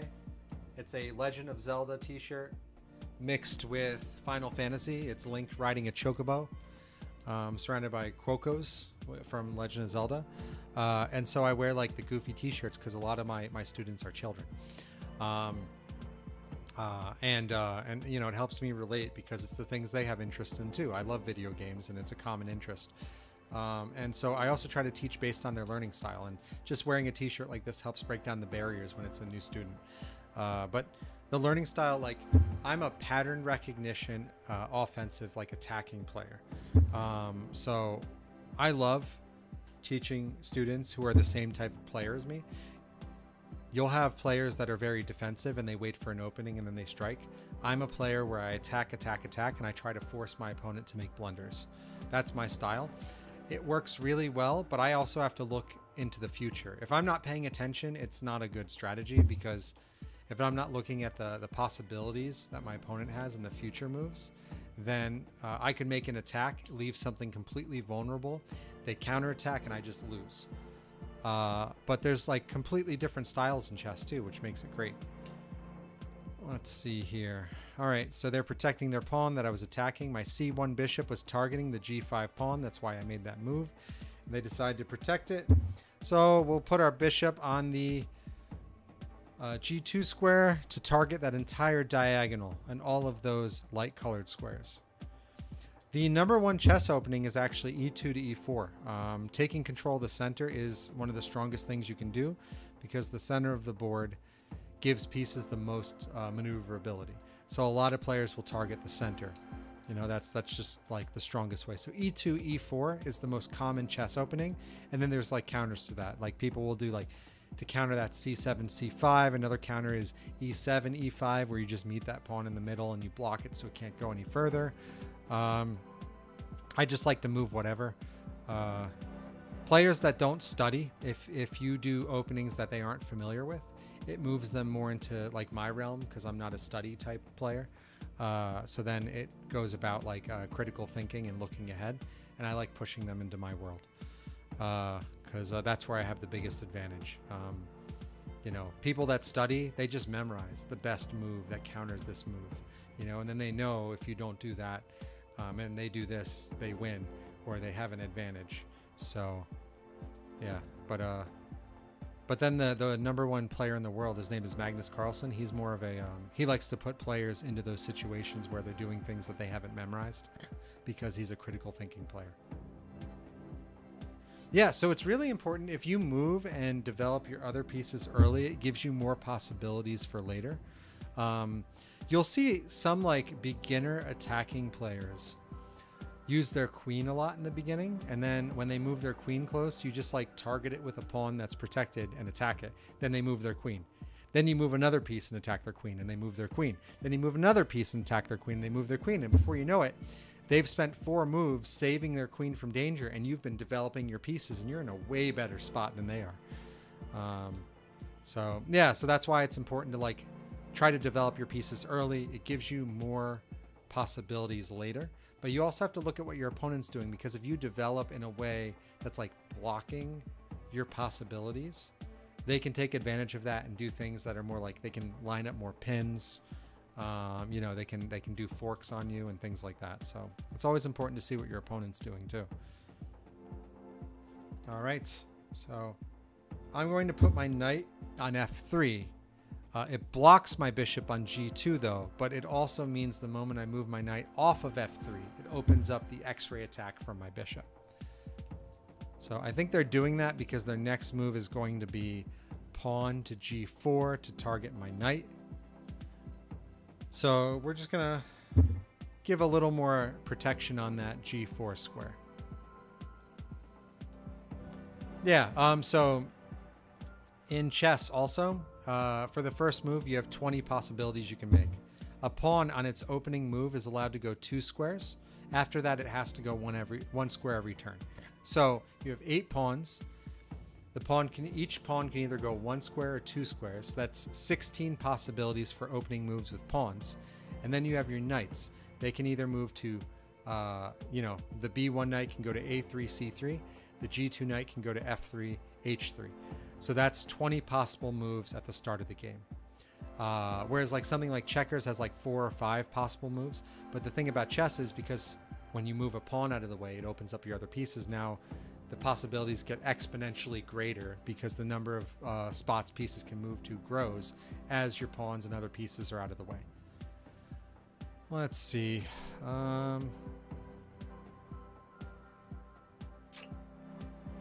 They put more on that square. I don't really like it. All right. We'll go there. Now, that may look like a bad move, but I have a plan.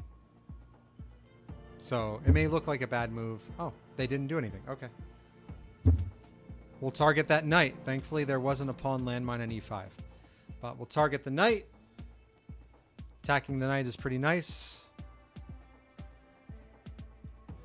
Yeah, because the pawns attack 1 square diagonally. They have to move it to save it. Cool. And now I can take that knight and start breaking up their pawn structure. Thankfully, there was not a knight landmine on d5. That would have hurt. Yep. Okay. So the d5 and d7 pawns are now what's known as doubled up. Because pawns can only attack 1 square diagonally, like that d7 pawn can't really push further than d6 now because of the pawn on d5 blocking it. So they're like doubled up. Pawns that are next to each other can move like 1 square to protect one another. Pawns that are in front of and behind each other can't protect each other as well. They do have the e6 pawn though that is like helping with that, but this creates like an opening on the C rank or C file for me. So yeah, we'll keep pushing. We'll see what's next. I'm gonna go move that pawn, open up my bishop to come out. Yeah, they noticed the problem, so they're trying to handle it. All right, we'll take. You don't really have a choice.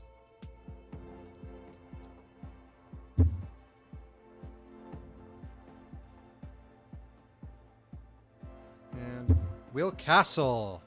Castling is one. There's only 2 weird moves in chess, so if you're a beginner, you don't really have to worry about castling or en passant. But they are weird moves that have like additional rules. If you have questions on it, let me know. But I know you're learning a lot today, and I don't want to overstimulate you with knowledge. Oh, you do want to know. Okay, so castling is a move in chess. There's only 2 weird moves in chess. Castling is one of them. It's the most common one that's done out of the weird moves. Castling is where it's the only move in chess where your king is allowed to move 2 squares. There's some rules behind it. So the way it works is you move your king 2 squares to the right or 2 squares to the left, and then your rook moves on the square that your king jumped over. To castle, you have to have no pieces in between your king and your rook. The king and the rook being used both must not have moved at all during the game. If you moved your king and then moved it back, doesn't matter. Your king can't castle. It's moved.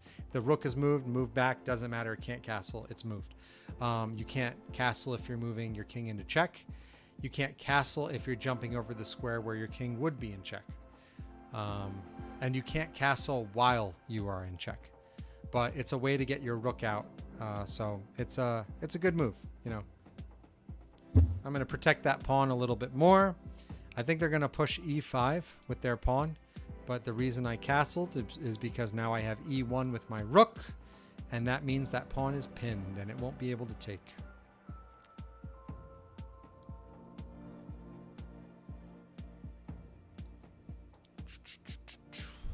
They're trying to break through the center, but I'm doing a pretty good job defending.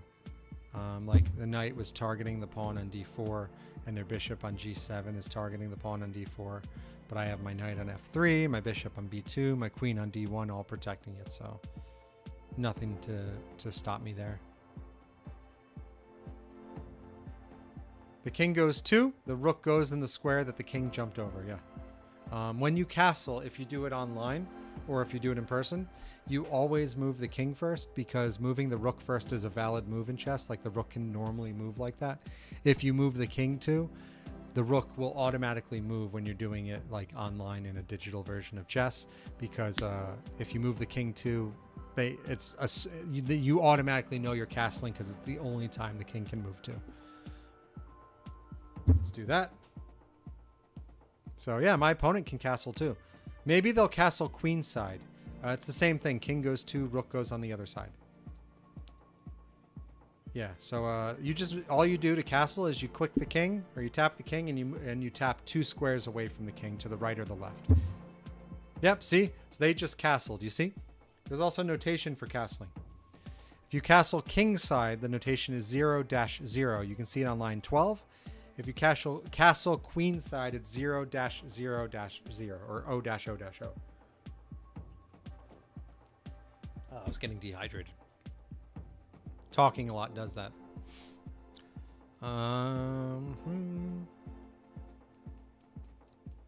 Cool.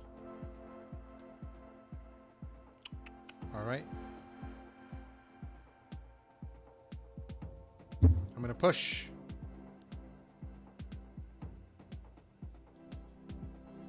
Yeah, you saw it happen twice. Does it make sense? And thanks for the viewer for doing a queenside castle to show the difference. That was really nice of you. I know you didn't have to do it. It probably wasn't the best move.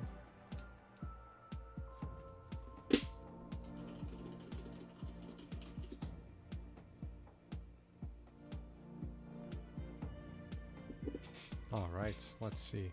Yep, here it comes. That push I was anticipating. Let's see. So we have to look at the future now. So, all right. I have my pawn on d4 targeting the e5 pawn. I have my knight on f3 targeting the e5 square. I have my bishop on b2 targeting the e5 square once the pawn takes, right? And then I have my rook on e1 targeting it. So I have 1, 2, 3, 4 pieces targeting it. They have their bishop on g7 targeting it, their knight on c6 targeting it, and their queen on d6 targeting it. So if I have 1, 2, 3 pieces targeting that square, and they have 1, 2, 3 defending it. So if I take with the pawn, they'll take with the bishop. I'll take with the knight. They'll take with their knight. I take with my bishop. They take with the queen. Yeah, I would win it. I have 4 targeting it right now. They have 3 defending. And there's no landmine, so we're good. If there was a landmine, that would have changed everything. It would just blown up, and that would have been it.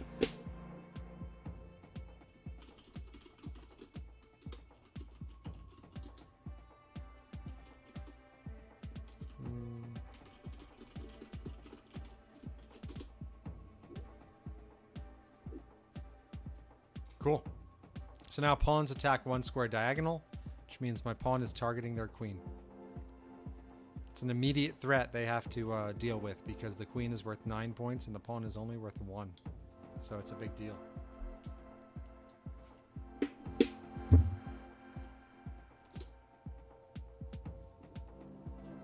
Okay.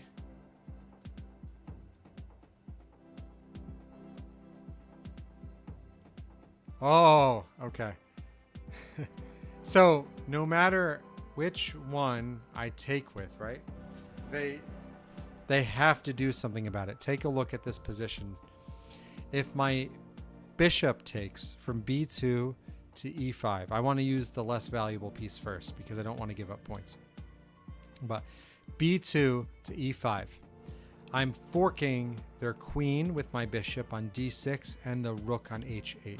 Okay? So they have to do something about it. If they save the queen, I get the rook. The bishop's only worth 3. The rook is worth 5. The queen is worth 9. They don't want to lose points like that. If I take with the knight, right? It looks like, oh, big deal. I'm forking the knight on c6 and the bishop on d7. They're both protected. No big deal.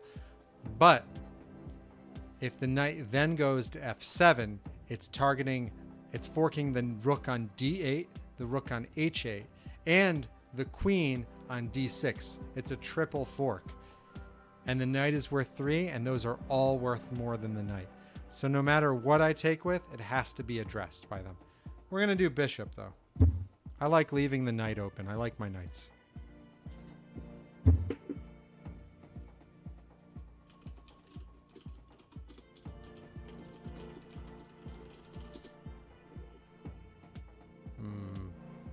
Yep, I take with the knight. Then I take with my knight, and now they have to worry about that triple fork.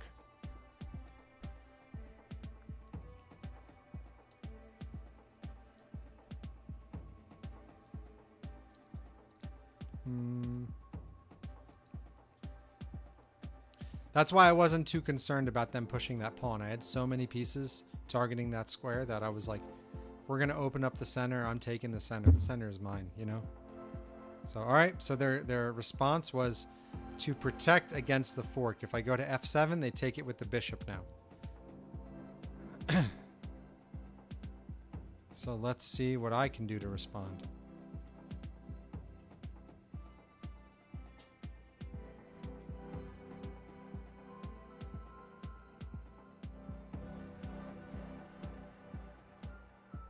I think getting my queen closer to their king is probably a good idea. All right, yeah, we're gonna do pawn actually. That's good. I have an idea.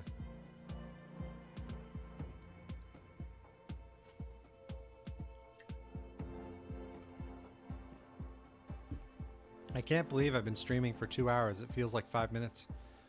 I'm having a great time streaming with everyone. This is fun. Thank you for joining, everyone. It means a lot.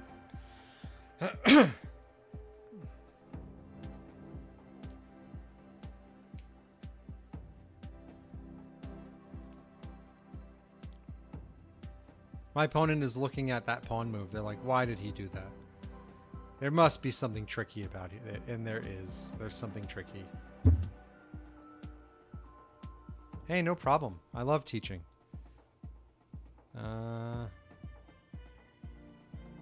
Okay. We'll take. If there was a landmine there, it would have opened up an X-ray attack and my queen would have been taken by the rook. But there wasn't, thankfully, so.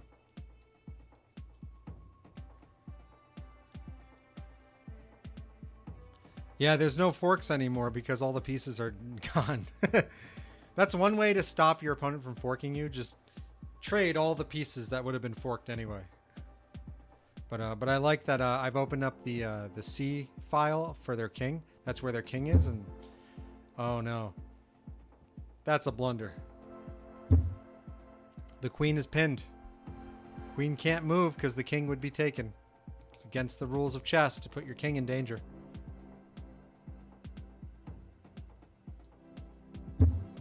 Yep. And that's a check now. So I traded a rook for a queen. 5 points for 9 points. Take that. I'm surprised I haven't hit any landmines this game.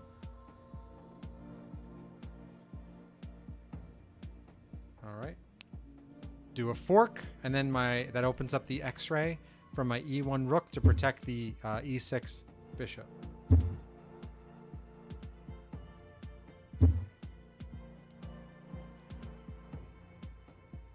We'll go there. We'll let them put the king in the corner. We'll block the king from escaping. And we'll go for a checkmate. Good game. Yep, so let's evaluate this checkmate. Excuse me. 3 ways to get out of check. First is take the piece attacking you. Pawns can't attack backwards, so his pawn can't take my queen. Nothing can take the queen. Second is to block. Nothing on the board to block. Third is to move your king. F8 and H8 are still covered by my queen because it goes sideways. And then F7, G7, and H7 are all targeted by my rook, with H7 have an additional target for my bishop on F5. So therefore, the king can't do any of the 3 ways to get out of danger, so it's checkmate. Cool. Good game. I'll play another one. I haven't played in a few weeks because I was on vacation, so I'm willing to play a little bit more today. And I find it absolutely wild that we've only had like 3 trap activations. I played, last I played was 3 weeks ago. And I mean, I write down all my trap activations. There was 1, 2, 3, 4, 5, 6, 7, 8, 9, 10, 11, 12, 13, 14, 15, 16, 17 in 5 games. And today it's like 3 in 4 or 5 games. So it's huge difference. That's the cool part about trap chess. It's, you know, you never know what's going to happen. Cool. Okay. I know where my landmines are. We'll do the most common opening move in chess.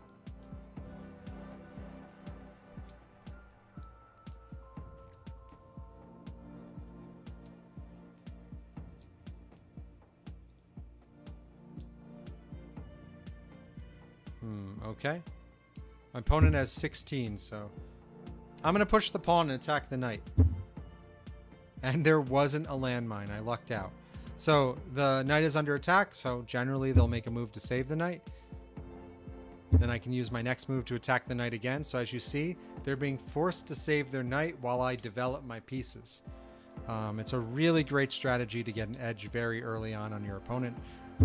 So here we go again. Attack the knight, develop the pieces. I've moved 3 pieces and my opponent has moved 1.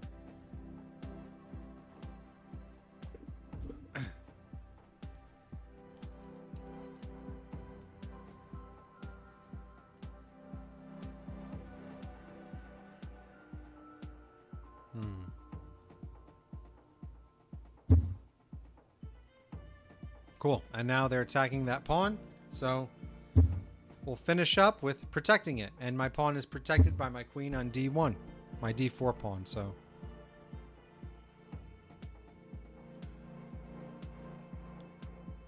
we'll go check.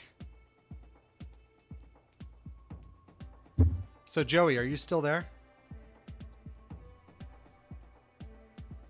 I'll show you something really cool here. So another cool part about chess is it's not just about the points. So here, I'll demonstrate. My queen can be taken by the pawn on G6. However, the pawn took my queen on H5, right? The G6 pawn took my queen on H5. However, in response, oh, there's a bishop landmine there. If there wasn't a bishop landmine there, that's checkmate. We can go over the 3 ways to get out of check. Take the piece. Nothing could take me. Block. Nothing can block. Move the king. The king could only move to F7, and the bishop still had it under control. So I went for the checkmate, but there was a bishop landmine, and it took my bishop out. So now I'm just down a queen and a bishop. I could lose this game now. That's crazy. Well played. Well played. Great job.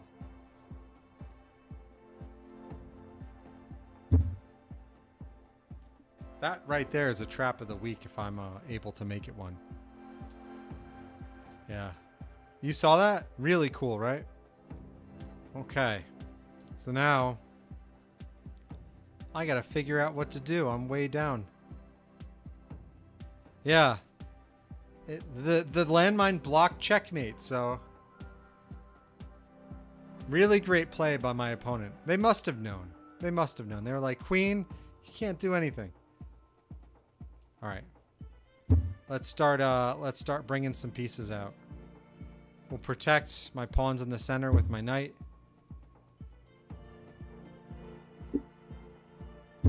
take... Ooh. That's the cool part about trap chess. That's why I like it so much.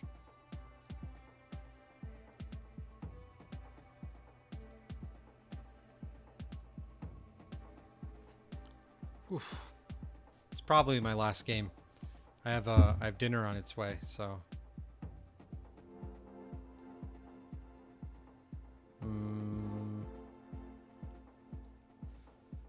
Okay, we're gonna take... Don't really have a choice. I have a choice, but there's usually a choice, but I'll just take because I'm behind. Want to try to catch up somehow with some points. All right, we're gonna castle. Sushi. I'm having sushi for dinner, actually. I'm on this diet where I'm having like almost no sugar because I want to get in really good shape, and I've been having, like, for breakfast, I've been eating these pancakes, and the pancakes are made from 3 ingredients: eggs, bananas, and cinnamon. So if you like mash a banana in a bowl, add 2 eggs, and throw some cinnamon in there, it makes a pancake batter you can pour over a griddle and cook with butter. And then I have it with heavy whipping cream and vanilla extract. So whipped cream combined with like berries that are pureed with a little bit of cinnamon and water. And so it tastes like berry pancakes. And then for lunch, I've been eating like a salad every day with a little bit of like balsamic, and it has like mixed greens, cucumber, onions, carrots, you know, like all like vegetables basically. And then for dinner, I've just been having like a little bit of meat and vegetables. And then today, like tomorrow is the day where I go grocery shopping. And today I was like, oh my gosh, I ate all the food. So then I had Five Guys for lunch. And for dinner, I'm having sushi. So it's breaking my diet, but that's okay. I've been on it really well, so been doing a good job on it. I'm not too concerned about breaking it right now. All right, we'll protect the knight with my other knight.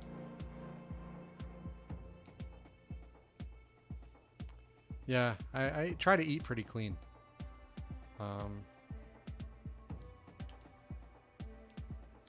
Now, the advantage I have here is that a lot of my pieces have been developed already. So because of that, I'm able to... Ooh, let's pin that knight.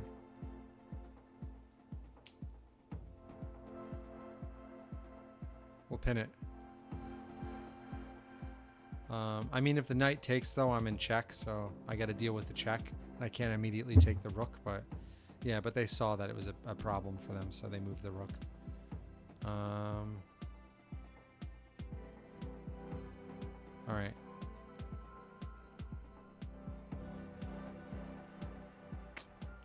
I'm missing my light-colored, like light square bishop, and that's a problem for me. All right. Go here. I want to like try to preserve my pieces the best I can, but my opponent's getting real aggressive going for my king now. So they're really coming for it. Yeah. What are you having for dinner? Excuse me.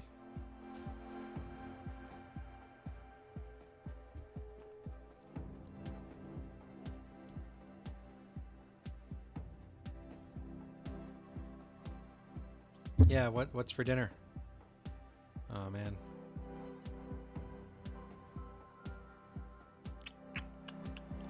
They want that bishop. You can't have the bishop. It also restricts the movements of my rook, so it was a good move. Oh, nice. Ooh, mystery dinner. Mystery dinner's cool.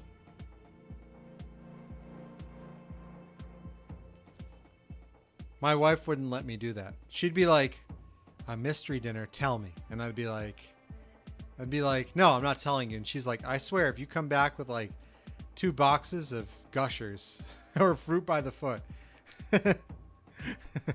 And then I'd be like, you know, sounds pretty good.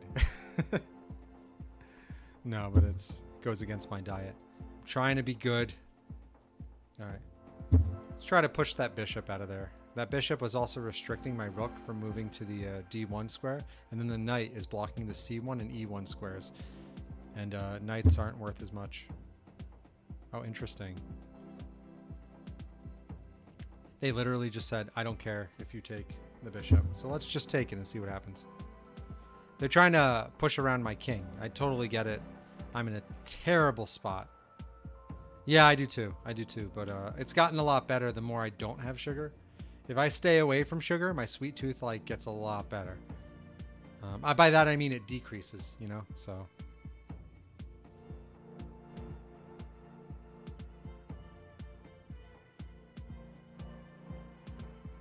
I don't like this. I don't like this. I'm really like, the moment they brought their queen in, I was like, I don't really have a lot of good moves left. After losing 12 points, like almost immediately, I was not in a good spot to win this game anymore. Like I was pretty, yeah. But I have been down before, like in a bad spot and done pretty well to tie, like force a stalemate or even win. I won once when I only had a queen, a pawn, and a king left. And they just weren't paying attention, and I checkmated them. The pawn protected the queen, and the queen got right up in their king's face, and the king couldn't go anywhere. What's your favorite candy?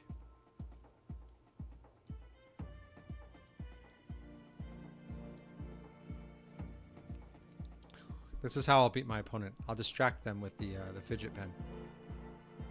There you go. Boom. It's magic. It's not gonna work. It's not gonna work.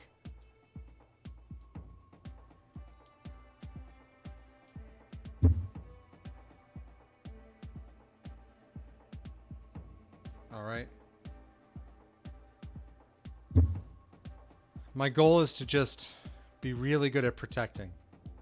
Oh yeah, do you have a favorite type of chocolate, like or favorite brand? Ice cream is I love ice cream. And then for chocolate, I like Milky Ways a lot and Twix. So this is called, once again, this is a skewer. I'm attacking a more valuable piece, the queen. When they move it out of the way, I can get the knight if they don't properly defend the knight. It's difficult to defend the knight by moving the queen, though, considering the queen moving to e4 means my knight can take it. You know? So there's not, yeah. So there's possibilities though. Chocolate peanut. My wife's favorite is vanilla peanut butter. She loves that. But yeah, chocolate peanut butter is one of her favorites too. I love chocolate peanut butter ice cream as well. It's really good.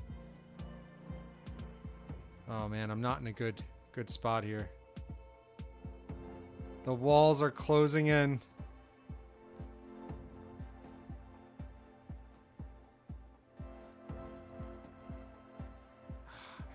That doesn't work. I'm looking at like the possibilities to get out of this, and I don't really see a lot of them.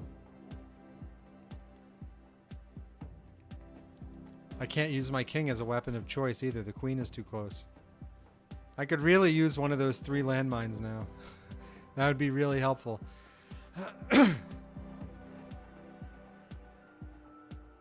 Let's see.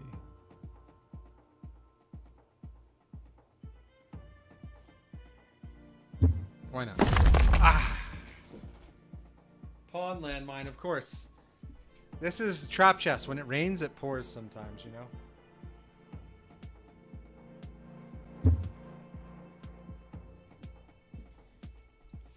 Yeah, that's no good. I'm in trouble.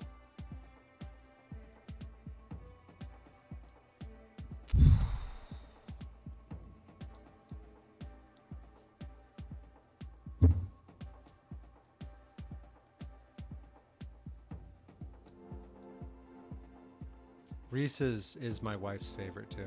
Peanut butter is so good. There's a chocolate store near me that sells these ones. They call them French toast chocolates, I think. They're one of my favorite ones.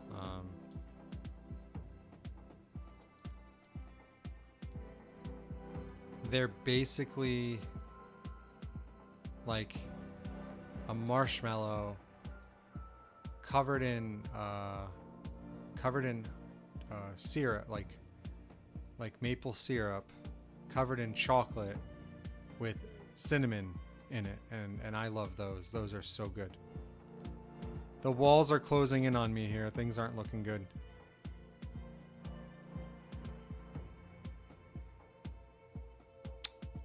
Nope, that doesn't work either. I don't have a lot of good moves left. Now I know how it feels to play against me sometimes when I do that to my opponent.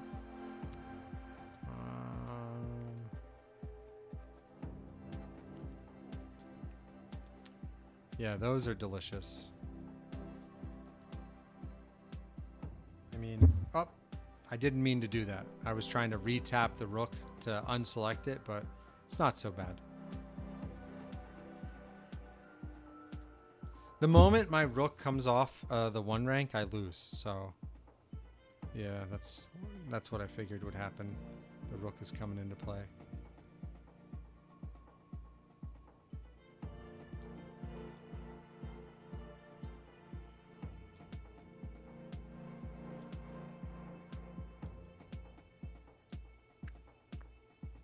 I don't see a way to force their queen away, like at all, without losing something.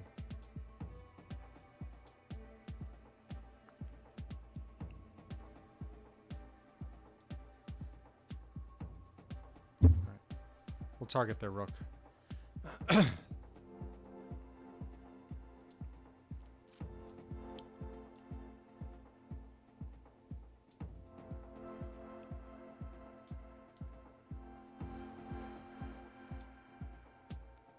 Honestly, there's several ways they can win right now.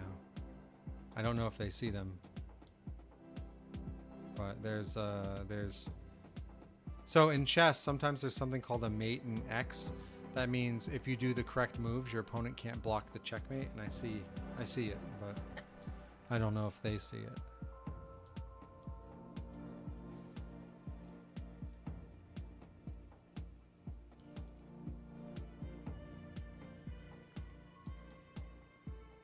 I don't think they do. Not yet.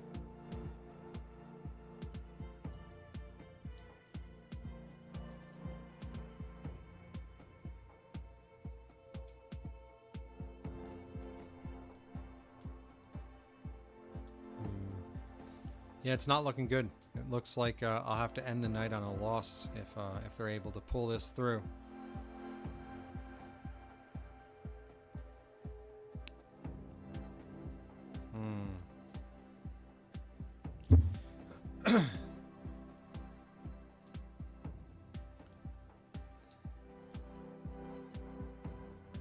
That was not one of the moves, but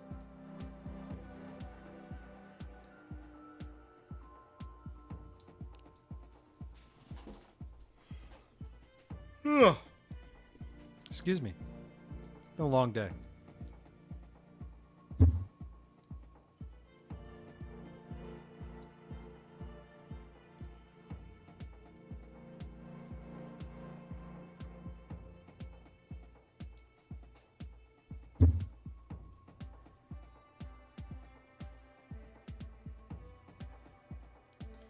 I mean, I'm doing a good job of like protecting myself, but I don't think they saw the path to victory, you know? So, which is okay. I'll start trying to attack stuff. I'm not things aren't working my way this game anyway, so not a whole lot I can do.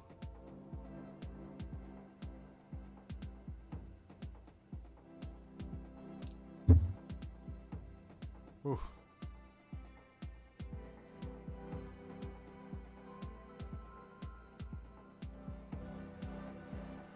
I mean, try that. Yeah, it's not looking good. I don't really have a choice.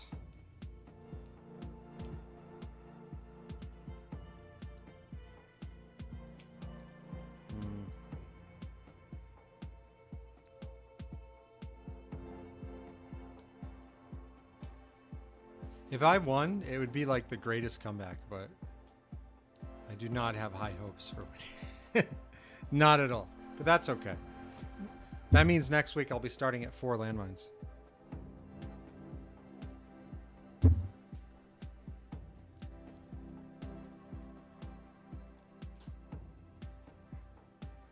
Excuse me.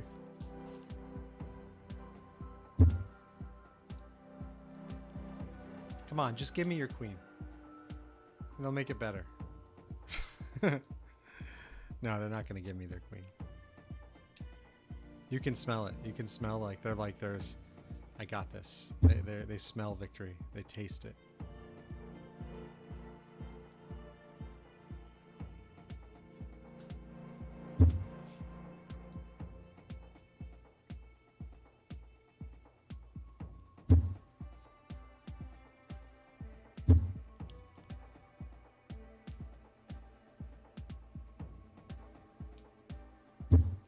Nice. Okay. You know what?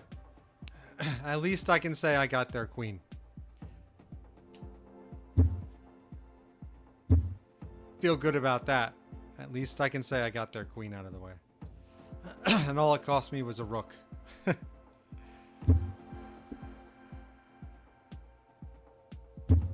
We're not taking that. I'm not falling for that.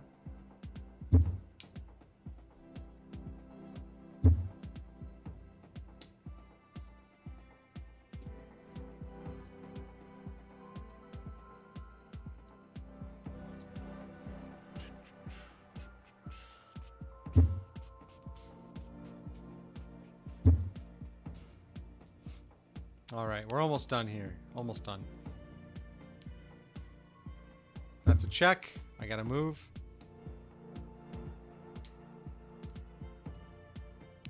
That's a check. I gotta move.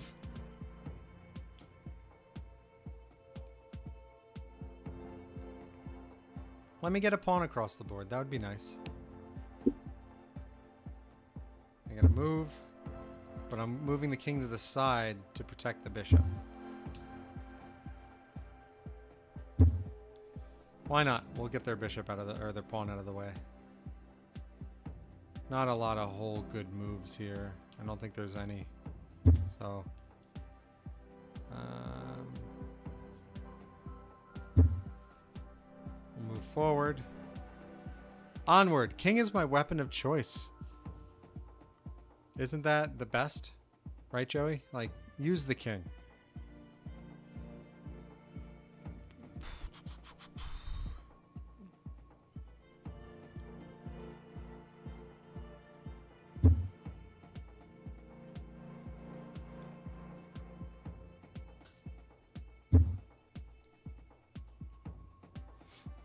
Here we go. Do the push. Maybe I can get a queen. That'd be nice. I don't think they're going to let that happen, though.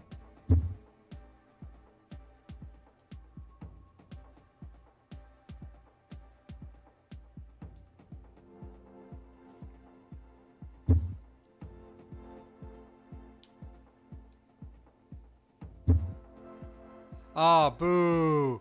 They blocked my queen. Okay. We'll do that. I mean, what else can I do?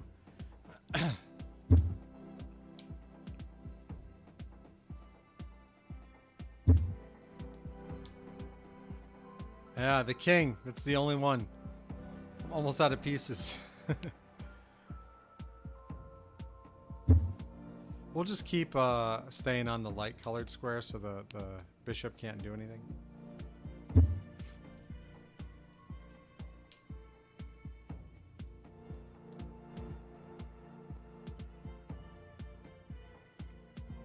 Why haven't you brought your knight into play? Bring your knight in. Try to go for the checkmate. Move the knight closer. You don't need to keep your knight there. It's fine. It's fine. Oh, okay.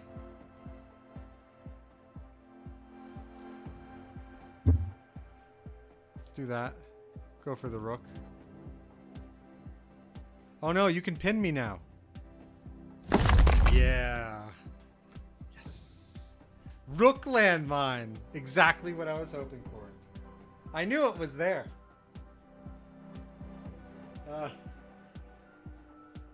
I knew it was there.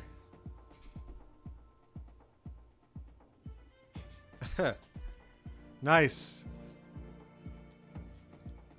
Things don't look as bleak now, even though they're still bleak. They're definitely bleak, but they look a little less bleak. Ah!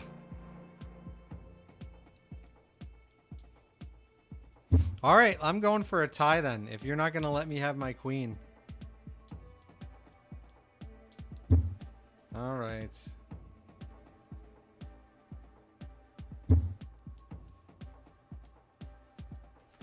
Go for a tie.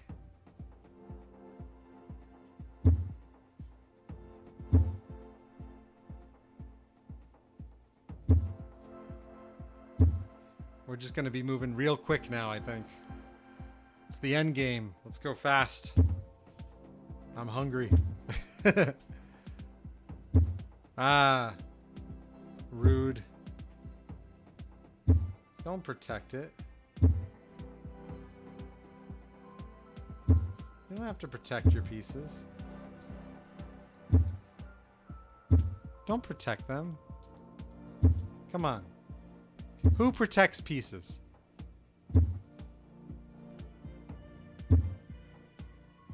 Let me have them. Let me eat your pawns.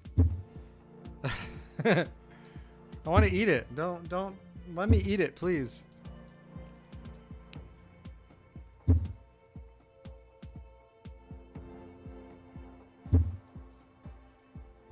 Oh no. This isn't looking good.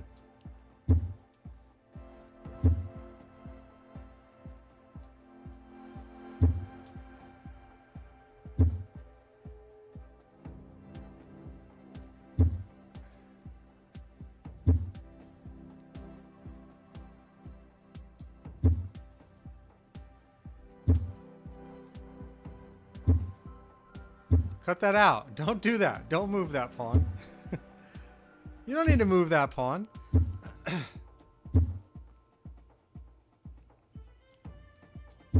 They got a queen. I only have one square I can move to.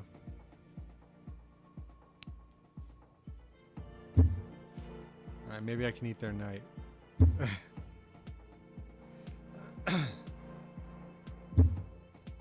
Here comes another queen. No, the king can't move into danger. So the king can't move into a situation where it's attacking another king, because they would both be in danger. It's against the rules. Good game. Good game. Oh, end it with a loss. Great game. Man. It went from me being able to checkmate my opponent like to just losing 12 points. So that was a great game.